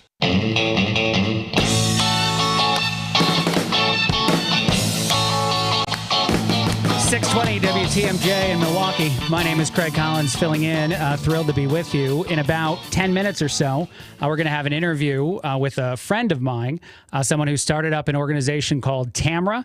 TAMRA.us is where you can find more information about the organization. It's all about defining threats and talking about the technology that exists in the world to prevent them, to fight them. These are things like the horrific school shootings we see in our society or attacks on public places. The amount of technology that exists to combat those types of things is far greater than most of us realize. TAMRA has a conference they do once a year in Illinois that I think is excellent in demonstrating both the capabilities from a technology standpoint, but also the reasons that people should be more focused on securing themselves, their building, etc. But Jonathan Juergens is his name, and he'll join us in a little bit, and I'm sure we'll get a tad political toward the end of it. I apologize in advance, but I can't help it. Before we take a break, though, and we get to Jonathan, one other thing I think is very interesting out there. This is some MSNBC audio that I sort of can't get over.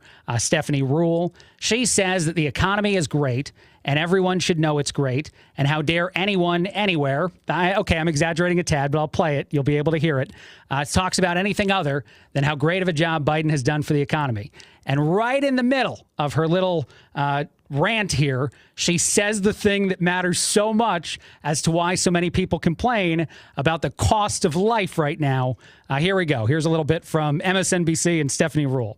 And that's what is so rare, right? You don't see the Fed chair get in front of a podium and say this economy is strong. And that's what we're seeing. I mean, just yesterday, the Washington Post saying inflation is cooling. The economy is growing. This is the best recovery in the world. We're doing so good. For any Republicans who want to continue to try to keep battering the economy, yes, life is expensive. Hold on. What'd you say there? Yes, life is expensive. Yes, a bunch of us can't afford the things we used to be able to afford. Yeah, credit card debt is at a historic high. Many families are turning to loans to pay for basic things. Those numbers are through the roof. The cost of cars, especially used cars, is through the roof. Housing is less affordable. The mortgage rates are terrible. Wait a minute. Did you say the economy is great and we should all feel like it's great, even though our lives cost more? Can't argue that. This is a strong economy. That's strong. One of the reasons you see them pivot. So good. Everything's great, except for the cost of stuff and your ability to continue to live a day-to-day and afford all those things. If that's not the most ridiculous political, roses are blooming, the sky is blue thing I've ever heard, all we care about as people who live in our society is how much expensive stuff is and trying to lower those prices. That's all that matters. And I'm sorry if you think it's anything else for a vast majority of us who aren't invested in, say, all these different things that would maybe provide us some sort of other avenues to deal with the ridiculous costs of just life right now. All right, I got to take a break. Jonathan Juergens of TAMRA, TAMRA.us, coming up next. Our mission is to protect and uphold our reputation. At Semper Fi, it's the banner we all march under, because the reputation we earn and uphold belongs to all of us. And without a strong reputation in the exterior remodeling business, you're here today and gone tomorrow. And when you've earned a good reputation, that's what makes the difference in value. It's the little extra that you get for the price. And that assurance is actually what counts the most, because it means the good money you're spending with us is not going to go to waste. a roof you can rely on, with a warranty that has a backbone, Craftsman quality airtight window and door installations, brick and stone masonry that's clean and sharp, and new siding that's been known to stop traffic. And it's all backed by a team that over the last 20 years have put a lot of heart and soul into building a reputation that you can believe in. This is Brad Youngluth with Semper Fi Roofing and Exteriors, your local, veteran-owned and operated exterior remodeling company. We keep you safe, warm, and dry. Semper Fi. Hey, there's free pizza today at the Amazing Mind Chef restaurant in Hartford. Seriously, it's free. WTMJ's John Mercure here. Every Thursday when you buy one pizza, you get a second pizza free. No coupons, no gimmicks. It's the best Thursday dining value anywhere, and it's delicious. Buy 2 pizzas, get 2 free. Buy 10, get 10 free. Any size, any quantity. Coaches, bring in your basketball, hockey, wrestling, gymnastics teams. Your players can beef up on the Mind Chef's great pizza. Your players will also love that world-class game room. It's great for team bonding. It's big food. It's big fun. Bring in pizza today for your loyal employees and valued clients. They'll appreciate you, and your second pizza is free. So don't cook and clean today. Take your family to the Mine Shaft. Buy one pizza, get one free. Plenty to take home for tomorrow. The Mine Shaft right there in beautiful downtown Hartford and in Oshkosh off the interstate. Order now and pick up your free hot pizza shortly. I love the pepperoni. It's the Amazing Mine Shaft. I haven't had anything to eat for days, and being hungry hurts. Going without oil changes can destroy your engine, but it doesn't compare to the effect of going without food. That's why the Automobile Dealers Association of Metro Milwaukee is determined to make sure no one goes to bed hungry. Through the end of February, they'll donate $1 from every oil change to Feeding America Eastern Wisconsin. Every dollar provides 3 healthy meals. Over the past 13 years, Adam has donated over $820,000, providing more than 2.4 million meals to people across southeastern Wisconsin, the majority being children and seniors. And with today's ongoing challenges, the need is greater than ever. So help the hungry while helping your vehicle. Get your oil changed by Adam Dealer Factory Train Techs at a price as low or lower than independent shops. Visit an Adam member dealer near you. For a list of participating dealers, visit adamm.com. My next guest is Jonathan Juergens. He is the leader of an organization called TAMRA, Threat Assessment Mitigation. And I always stop there. That's when I always get. That's as far as I get, Jonathan. What's the rest of it? And Response Association. And Response Association. There we go. This is an organization of people that specialize in all different parts of protecting you, protecting your organization from cyber threats, from actual security threats, all kinds of things. Actually, recently just got a request to do some safety-related stuff in some factories. So okay, kind of fits that line, I guess. Safety-related stuff in factories, like pretty much anything. You've installed video equipment into polling places throughout Illinois and other areas. So you have a lot of expertise in a lot of areas. Secure a lot of government buildings, jails, courthouses. Okay, you secure government buildings. That's interesting. We might dabble on that. The first thing I want to ask you about is this debate going on right now in Wisconsin about guns being allowed. This would be a change to a law as far as concealed carry goes. Guns being allowed in places of worship, like a church, even if it's connected to a school. The school would still be capable of setting its own guidelines, its own laws, or its own rules, not allowing people to have guns in the school. But some of the state senators here in Wisconsin, especially the Republicans, are arguing that allowing for guns for legal gun owners into more of these places actually makes them safer, not more dangerous.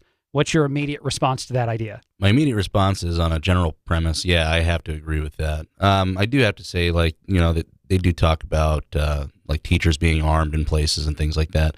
I got to caution a little bit on that, though, because you're talking about somebody who might have loved that student that could be causing a problem. Teachers that are passionate about their kids, and that might be the one that they actually have to shoot. And there's a moral and ethical dilemma that's going to pass through that person's head. And there's a lot of training involved with that, too. The last thing you really want to live with is having, your errant shot hit a kid. Yeah, it's interesting you bring that up first, because I've heard that argument a lot, and I absolutely understand, as best as either one of us probably could understand without actually living a scenario like that, the challenge. I mean, when cops use their weapon, they then wind up on leave for several weeks, and I've talked to a lot of police officers that say some of those experiences for them, even though they know they were in the right, they never get over it. So asking teachers to be willing to take that shot is a very different thing, I think, than allowing teachers to have the capability of doing it and expecting them to do it, or even allowing society to blame someone who doesn't do it in a situation where this became more the norm. And I imagine for the most part, this is sort of an exercise in taking the extra step that the government's not actually asking us to take in Wisconsin, because the truth is they're still saying that schools could restrict guns in those buildings, but they would be available in places of worship. You're a very well-trained gun user. You're somebody who's been through police levels of training, all kinds of things. Do you think that someone could be trained well enough to be capable of something like this if they were in a situation? My old high school, one of the guys that was a janitor there was an Army Ranger who was at the Battle of Mogadishu. So, wow.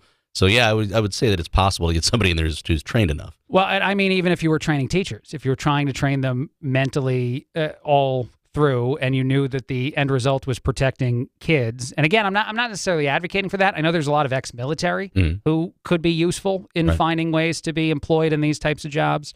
But I wonder, say you're to go to church if this law passes, and you have no idea, but there's people in there that now will have a gun on their hip. Does it change anything for you? No, it doesn't. Probably makes me feel a little bit safer. Because here's the thing. I actually just got done putting a big proposal together for a Jewish temple, and they are very concerned about being attacked. And I brought some of my other members of TAMRA into the organization to kind of showcase some of the things that they could be considering as well, not just the electronic suite like we specialize in, but bullet-resistant laminates and bulletproof glasses in certain areas. And they have a very valid concern. And some of the viewpoints that are in there are necessary. They're not really pro-gun. Yeah. So they try to want to restrict it, but the reality of the situation is when all things fail, the first person that arrives with a firearm's ultimately the one that usually stops the threat from continuing to exist. All right, you pivoted into something that we have been talking about a little bit recently, and it's a few weeks old, but I think there's a lot of value in still discussing it. That DOJ report on Uvalde came out, and the amount of mistakes or just absolutely against whatever training you're supposed to have that the police force as a whole was demonstrated. Like the things they got wrong is profound. And as you just said, when some of the individuals who got there, who I think were a totally different department, totally different squad, they took action right away. They ended the threat within minutes. Right. And an hour and a half into something that should have been over 6 minutes, being over after that amount, it's just because of the people who responded at the time who were willing to take action. When you read through the whole report, was that the biggest glaring problem to you? No. Okay. What was the biggest glaring problem? Really, the door being propped and the security measures failing. And I can actually after action that a little bit too. So I worked with an analytics partner, and they were brought in to try to see, hey, did you guys have good camera coverage? What could you have implemented here that would have prevented that from becoming what it was? And they suggested video analytics. And hey, you have cameras here. The cameras did catch what happened as it entered as the murderer entered the door, but it didn't do anything because the camera's reactionary until you put analytics to it.